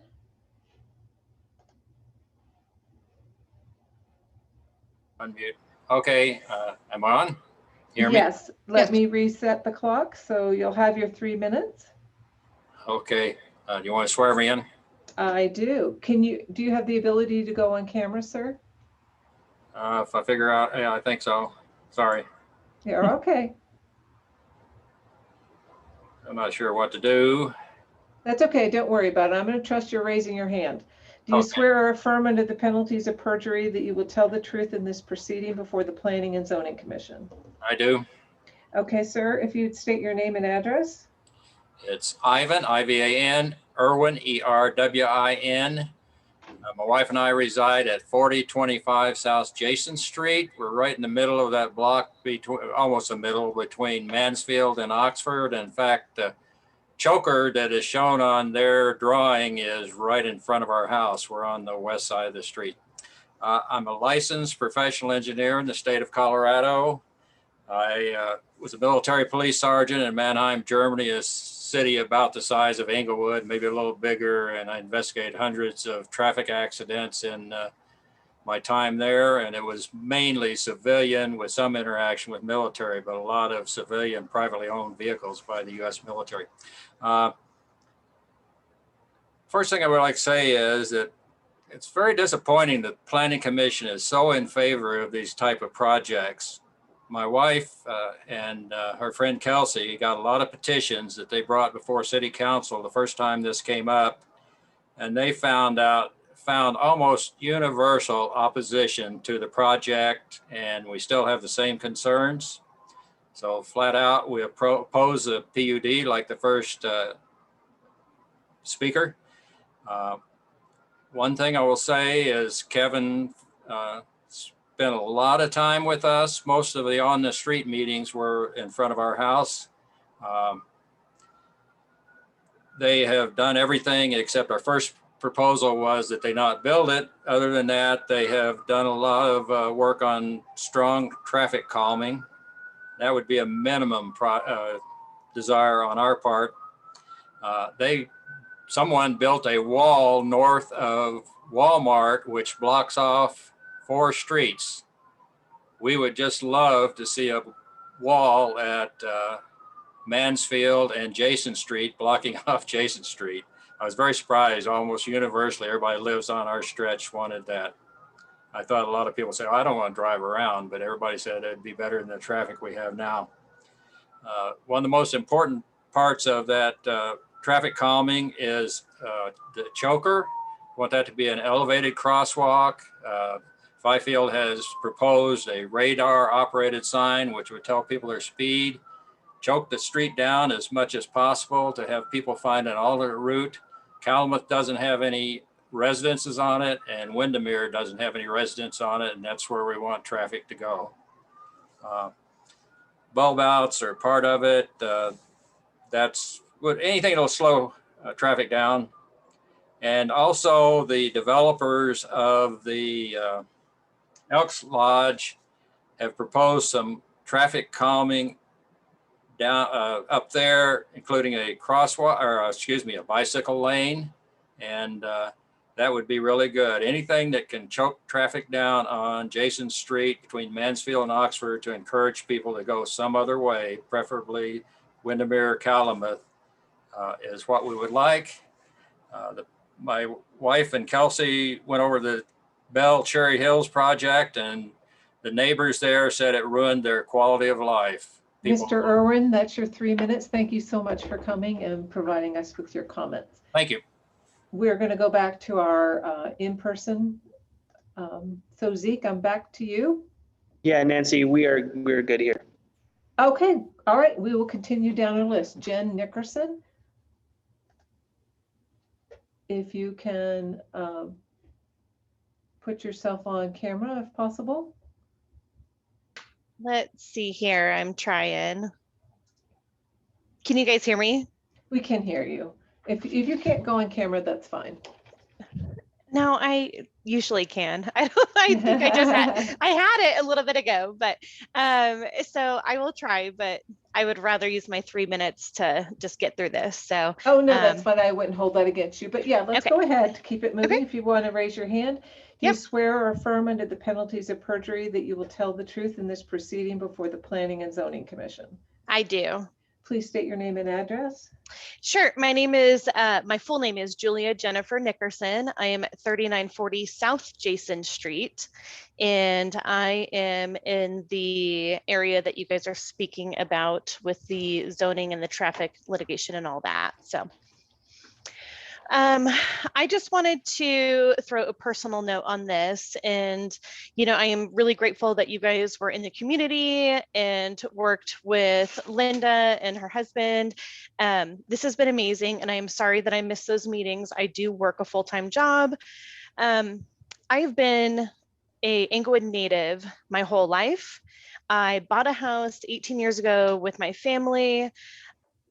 10 years ago, I had a child. We're at 3940 South Jason Street. I never knew that we actually had kids on this street until 5 years ago when we had our first neighborhood party where they actually, you know, closed down the streets and all of this. That's how scary this street can be. It is so busy. My child cannot ride his bike on our street. We can't go in our front yard and play, even though I have a fence all the way around my front yard. Sports Authority, yes, beginning and end of the day was very, very intense. That was before I had a child. And I even still thought that. And I am, you know, a full-time worker. I'm a corporate worker. Once I had a child, I've realized on this street, it's crazy. And when I saw the block party and saw all of these kids running in the street, there's a gentleman at the end of the street that repurposed his bikes and brought them all out. I mean, it's incredible.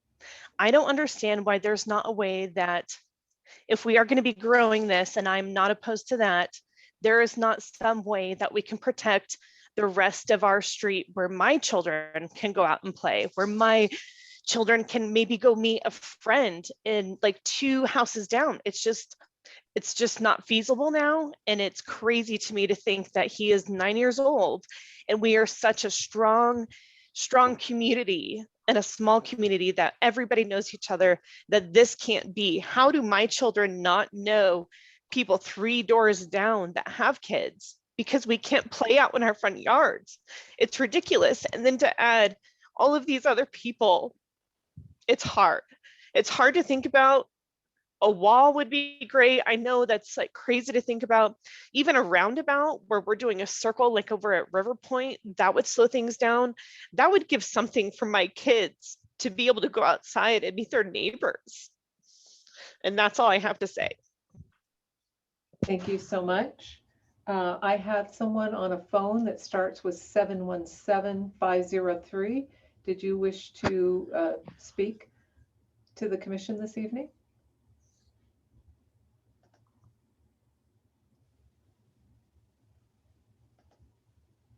Okay.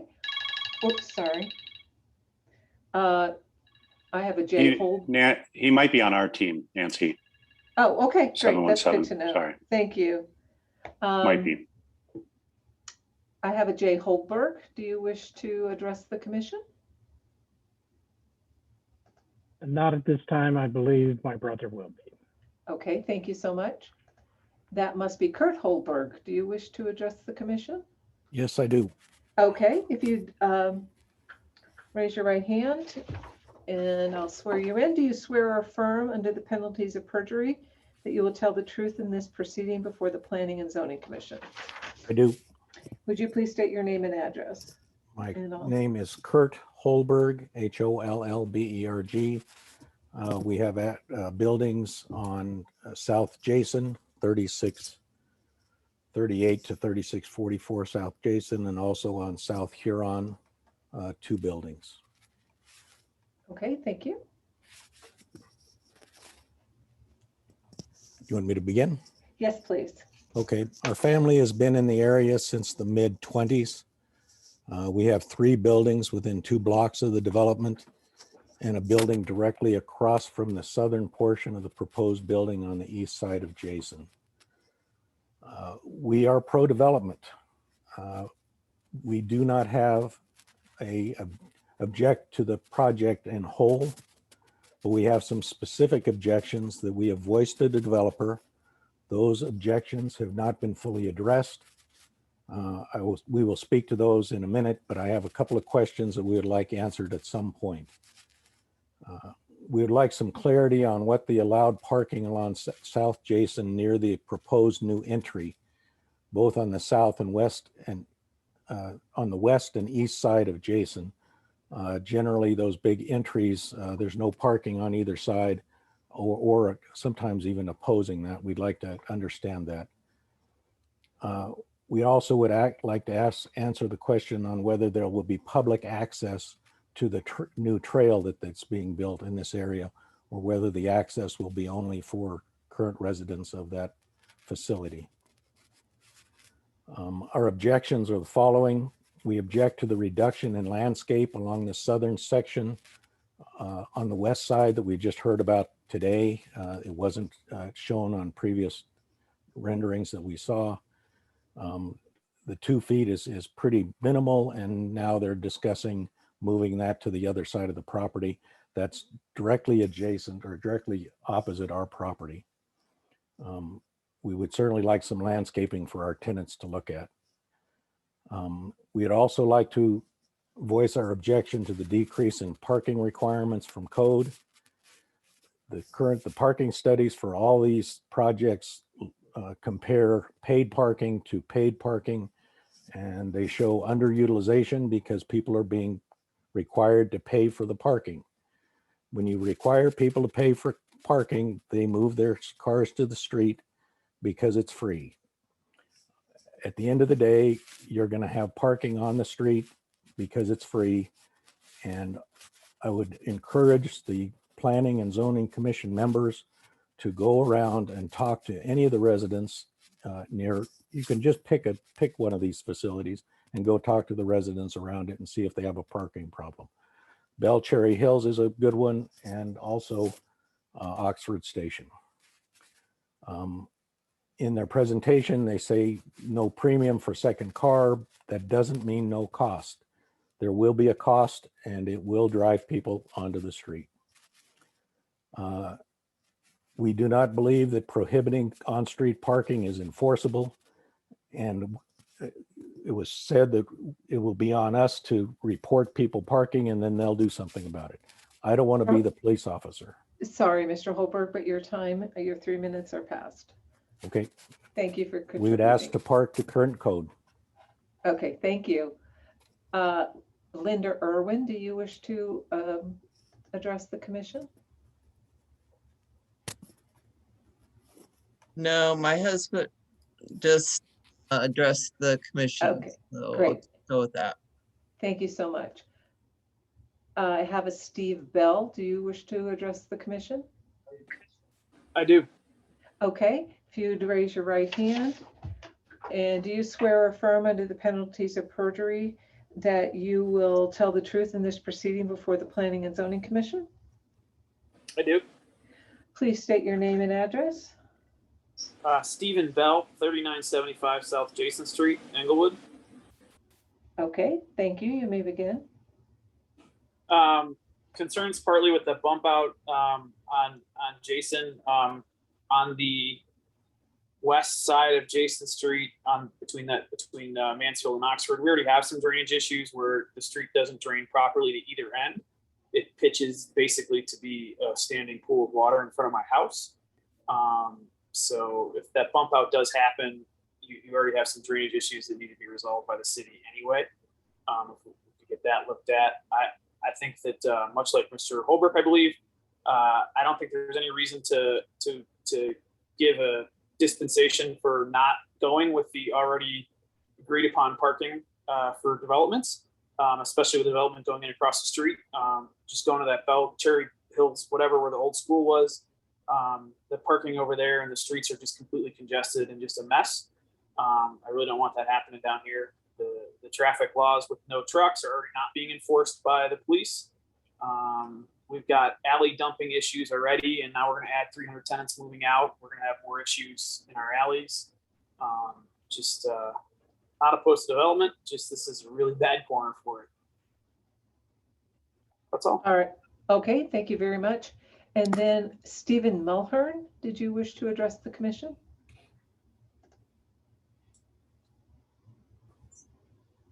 Thank you. I'm sorry, I couldn't, yes, or I didn't hear you, I apologize. No, no need to. Thank Okay, thank you. I believe that is it for our public. Thank you.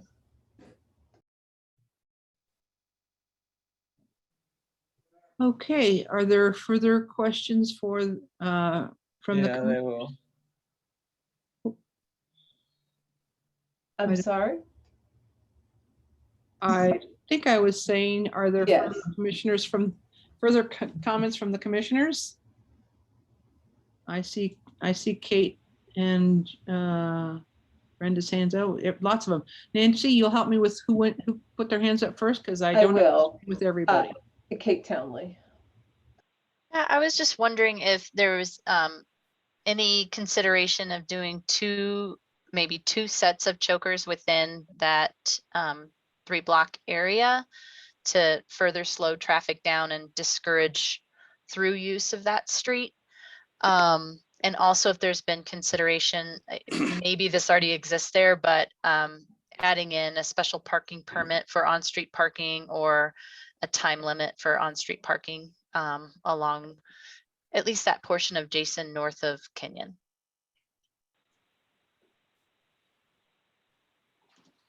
I think most of that probably goes to staff, but having spent a fair amount of time on that street with Mr. and Mrs. Irwin and others, I was really impressed that they were willing to give up on-street parking spaces for the mid-block choker.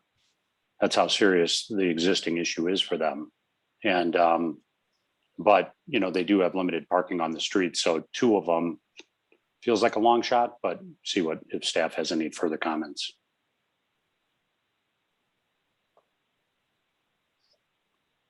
Jay, would you address this one, please? Sure. Yeah, thank you, Kevin, for speaking to that from your side. Kay, a lot of times you've got to find the balance there between your physical structures and finding that right speed for the street. I think that we kind of, as between the developer, city staff, and public involvement, I think that this is an excellent first step to calming traffic with the choker, singular choker, and bulb outs. When you start constructing too much too soon, you don't kind of provide that transition to start calming traffic. You can end up with people kind of speeding between those slowdown points. raising noise levels, pollutants, and kind of getting a different type of speeding issue. So, a lot of times with traffic calming, there is a implementation and observation period. And with any traffic calming device, we have that review period. So we'll take that. It's typically around 6 months to let people get used to it, allow us to take observations, work with PD to enforce the speed limit, and then go from there to see if further improvements are needed. Brenda? Yeah, my question is for city planning and Wade Burkholder, and that is the way Jason meets Hampton Avenue, the old street, that we don't have a light at.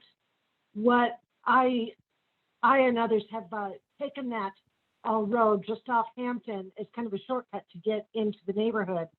And that's a really, that's a blind corner then, having to yield to traffic coming from Inca and the way it turns around. Has the city put any consideration into closing it off, or just wondering any concern for accidents that are going to happen there? Because it will get busier there, and that is a really strange, odd diversion right there. And so my anticipation is that there's going to be some accidents if people are going into the apartments off Hampton, taking that right turn onto Jason Street, and not able to have a good visual of the traffic coming from Inca around that turn.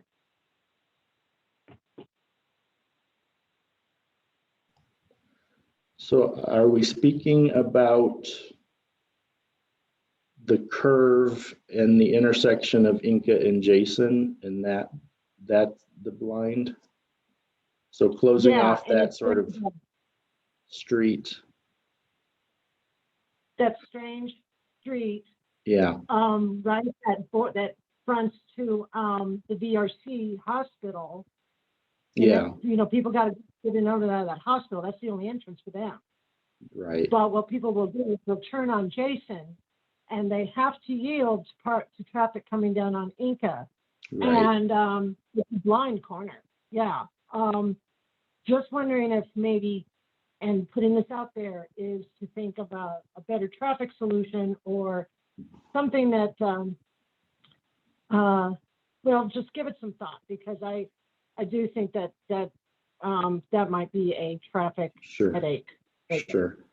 Yeah, thank you. There hasn't, to my knowledge, been any discussions about closing that. But yeah, we will take that into consideration and look at anything that can be done there.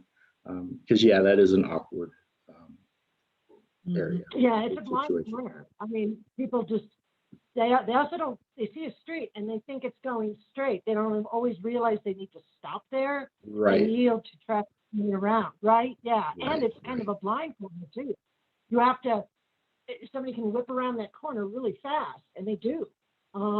Yeah. Because I've almost, hit people there. Okay. Okay, Noel?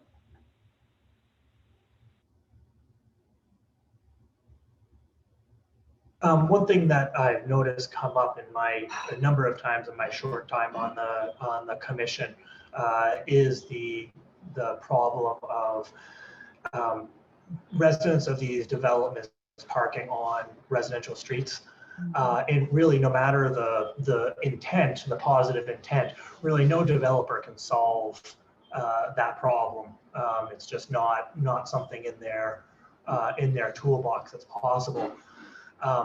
What has been done to, and Kate touched on this, what has been done to explore a permit setup, kind of like they have on South Pennsylvania near the hospitals, which in my mind would be the only way you could really cause any form of enforcement around this.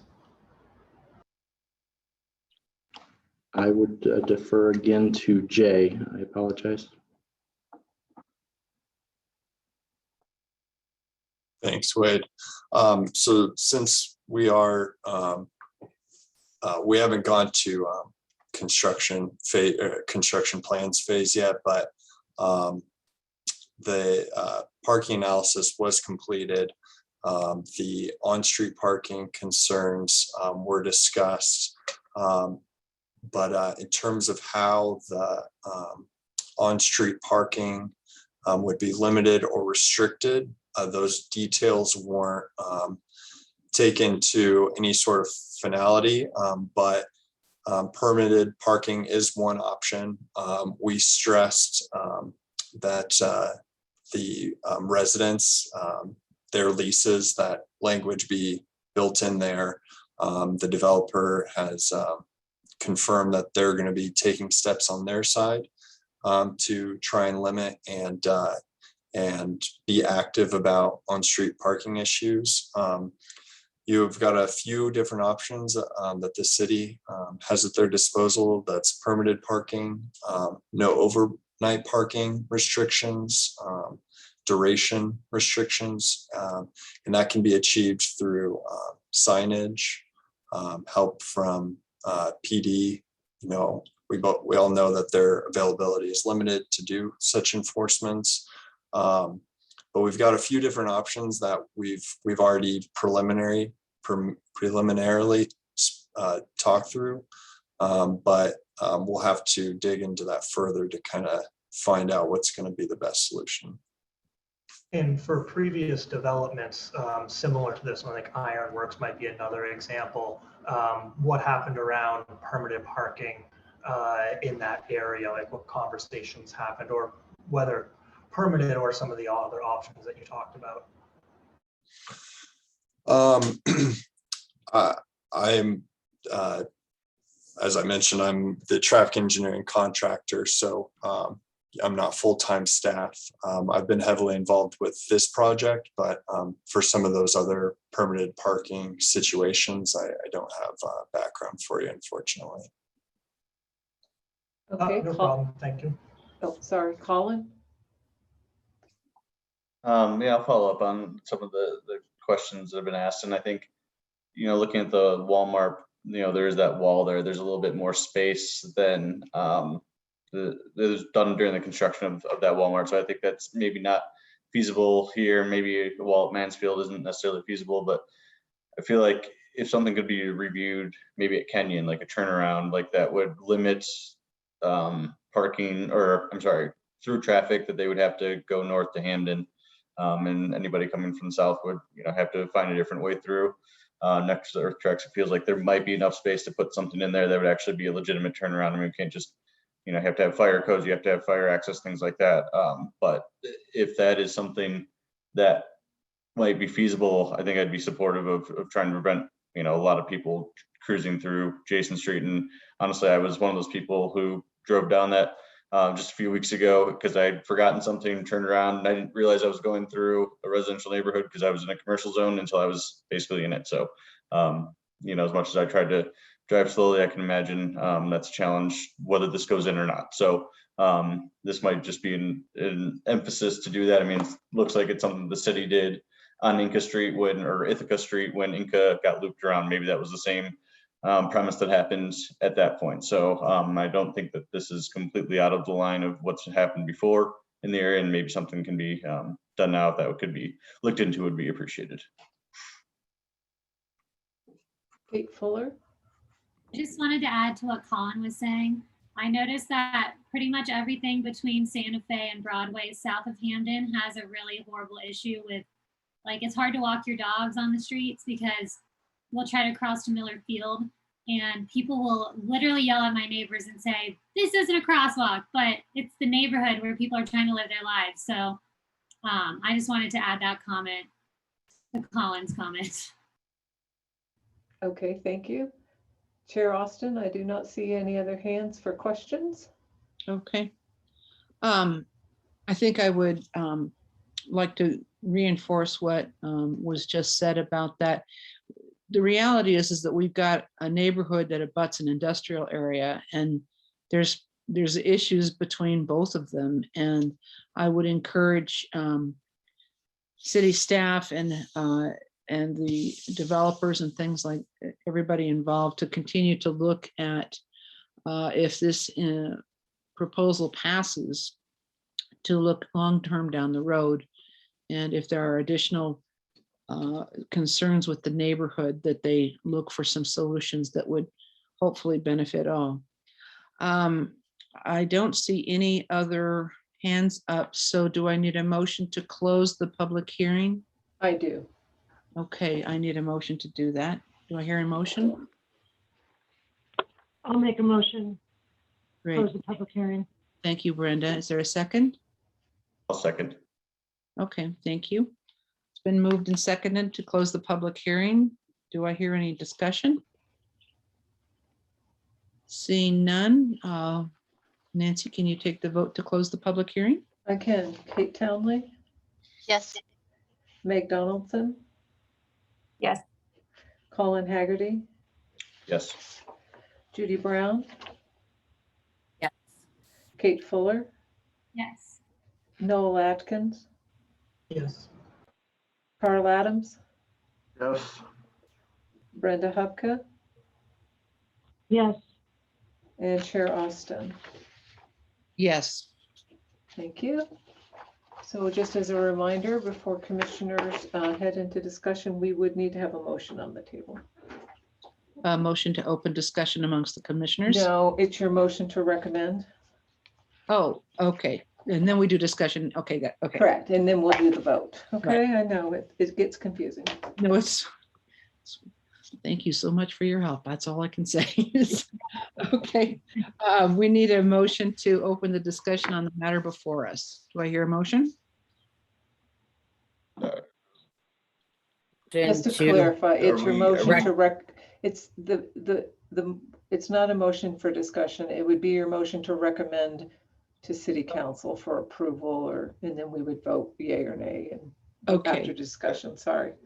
Oh, okay. I think Colin was trying to make a motion. Can you include that in your motion, Colin? Yes, I believe the motion would be to approve zoning zone 2021-001 plan unit development Fifield Englewood Station for approval to council. Did I say that right? Recommend approval by city Recommend council. approval to Yeah, council. you're good. Do we have to say that it's, the staff is asking for a recommendation to city council of a conditional approval? Do we have to include the conditions that the staff added? You can add to them, delete them, take them as is. It would be your choice. But that's our recommendation. So this one would be your recommendation. Colin, do you wish to do that? Yeah. Thank you. I will recommend with conditions that conditional approval with conditions that staff has recommended, with the request to look into the issues that council has brought up this evening, namely the traffic calming and some of those and traffic calming concerns that have been brought to the table tonight. If that's an acceptable motion. Is there a second? Yeah. I can second that. Thank you. Thank you. Okay. Okay, it's been moved and seconded. Open for discussion. And Nancy, I'm going to rely on you Yep. to tell me whose hands are up, please. Thank you.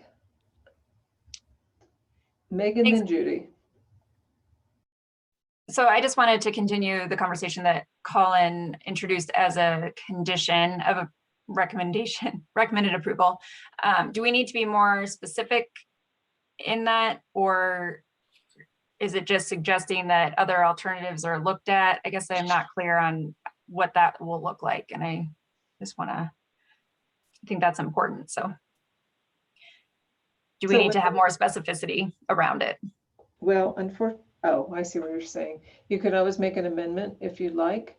But since the motion was to recommend approval to City Council with the staff recommendations, it was, as I'm doing the findings, those recommendations or conditions would be spelled out. Was there something more specific you wanted? I think Colin was adding some additional, looking at other alternatives to traffic calming or rerouting traffic. I don't know if there were specific recommendations though. I guess that's the question, if it has to be specific or if we can leave it with more guidance to look into that concern by the public. Dugan, what is your legal opinion? Can you repeat the question, please? I wonder if there needs to be more specificity in, rather than just suggesting to City Council that the applicant look at further traffic calming, considering the concerns that were expressed tonight by some of the public. Does it need to be specific or can it just be general direction? The more specific it is, the better off council will be able to address those issues when it comes before them. Okay. Judy? I just would like to say that most of the stuff that has been brought up regarding the issues with traffic on Jason specifically that the speakers have brought forth, I don't believe are going to be the ability of the developer to do. And maybe staff can help us here, but I'm not sure we can be specific about that. And I'm not sure how, so I just want to be very clear on what we're recommending for approval. And if we're expecting the developer to do something, then we would need to be specific in attaching it to this. But if we don't have something specific that we want the developer to do, I don't think it should be part of this motion. So Judy, if I could clarify, I think what you're saying is that so many of the comments were about Jason Street to the south, not the Jason Street directly where this project it will be built. Is that what I'm hearing from you? Well, I just don't think that the developer has worked with the city and the citizens there to do what I think the developer is able to do within the purview of their building. The rest of the stuff I think is a city issue, the parking permits, etc. And I don't feel like that's part of what our job is tonight. But if somebody has something specific that they want to add that the developer can do in concert with the city, then it should be included here. Okay, Brenda? So specifically, and I agree, Judy, specifically, I would like the city to consider putting in a traffic circle at Jason and Kenyon. Kenyon is a through street and it goes down a hill, and that would slow down traffic in both directions, and a circle might encourage drivers to take the right over to Windermere. But as Judy said, I don't know if that's something really we can ask of the builder, but we can certainly ask the city in making this recommendation to allow the PUC. Not as part of this public hearing. We cannot ask the city as part of this public hearing. So if I may, what I hear Brenda saying is she is not part of this motion, putting a condition on the approval for the applicant to proceed, but asking staff to look into a traffic circle. Would that be correct? That would be correct. Okay, thank you. We will make that note. And Colin? And just to clarify, within the staff recommendations, they do have all the improvements on Jason Street and everything that has been negotiated. So I believe I would like to restate my motion to just say approval of Well, maybe we have this continued discussion, then I can restate the motion if that's acceptable. Okay. I don't see any other hands, so. If you Colin, wish to maybe restate your motion. Yeah, So I will that's what I would revise say. my motion to approve PUD, let's see, zone 2021-001 plan unit development with the conditions that the staff has recommended. That's wonderful. And I'm sorry, who seconded that I don't know if motion? anyone has, but I will. Okay, thank you. I was gonna say, I don't think I have a second. All right. Any further discussion? Seeing none, Nancy, do you want to take the vote on approval of? I do. Zone 2021-001 land unit development? I do. Kate Townley? I'll vote yes. Again, I think this site is in a great location in terms of being in very close proximity to 2 light rail stations and to our kind of downtown Englewood core in terms of providing additional housing and multimodal amenities. I think that the city and the applicant have worked well together to come up with a list of enhancements that the developer is agreeing to add to the city beyond just on the site of where they're putting the development. So by adding safety enhancements for people walking and biking all along or in different places along Jason Street, as well as adding funding towards the Hamden Bridge and the, sorry, I'm losing my words at this time of night, but also the rail trail. So I think that those are going to be great amenities for the city and for the neighborhood. So, and the staff did a great job as well of outlining all the different ways that this development meets the needs and the goals of the comprehensive plan. So I vote yes. Thank you. Meg Donaldson? Yes. Mr. Haggerty? Yes. Thank you. Ms. Brown? I vote yes. I want to say that I agree with Kate on this meeting, our comprehensive plan in many aspects. I want to also take a moment to say that the changes and improvements that have been made as in comparison to the project that previously came before us. Also the community outreach and the work with the folks on South Jason is appreciated. I hope that maybe we can answer more of their questions. I do believe that this site is much better utilized as multifamily than an RV parking lot. And I do believe that being between the 2 light rail stations and with the work happening at the Oxford crossover and then the future Hampton crossover can solve a lot of the concerns about traffic and pedestrian safety. I do want to acknowledge the public that came forth, and I want you to know that we do understand. We're not ignoring your concerns about traffic. I'm a neighbor. I understand. I ride my bike on Jason, and it is quite scary, but I am voting yes on this because I think it's the right thing for housing in Englewood. And I also appreciate the work that staff did. Thank you. Thank you. Kate Fuller? I have a few points to add. I'm going to vote yes. So long as we can address the existing and projected traffic issues, I do think that this will improve residential life in the neighborhood.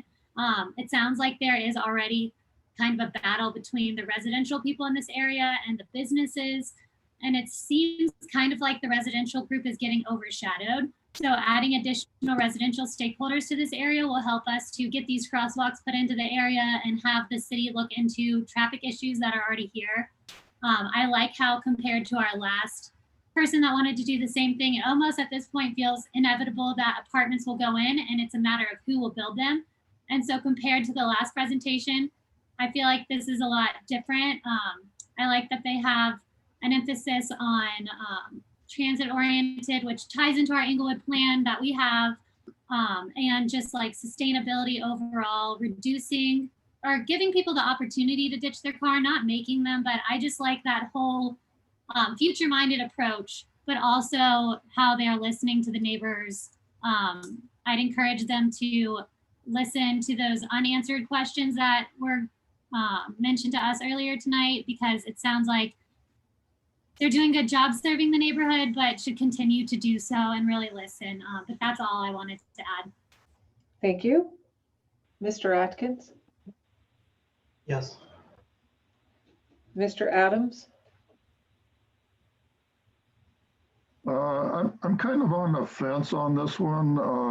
The applicant has done a lot of work on creating a lot of fixing a lot of the problems that have been a problem before. But the parking, I think the parking is going to help out a lot on for the neighborhood. The traffic in the neighborhood, I would like to see the city address issues as they when the apartments opens up, what they can do to correct any issues that the traffic is caused by the apartments.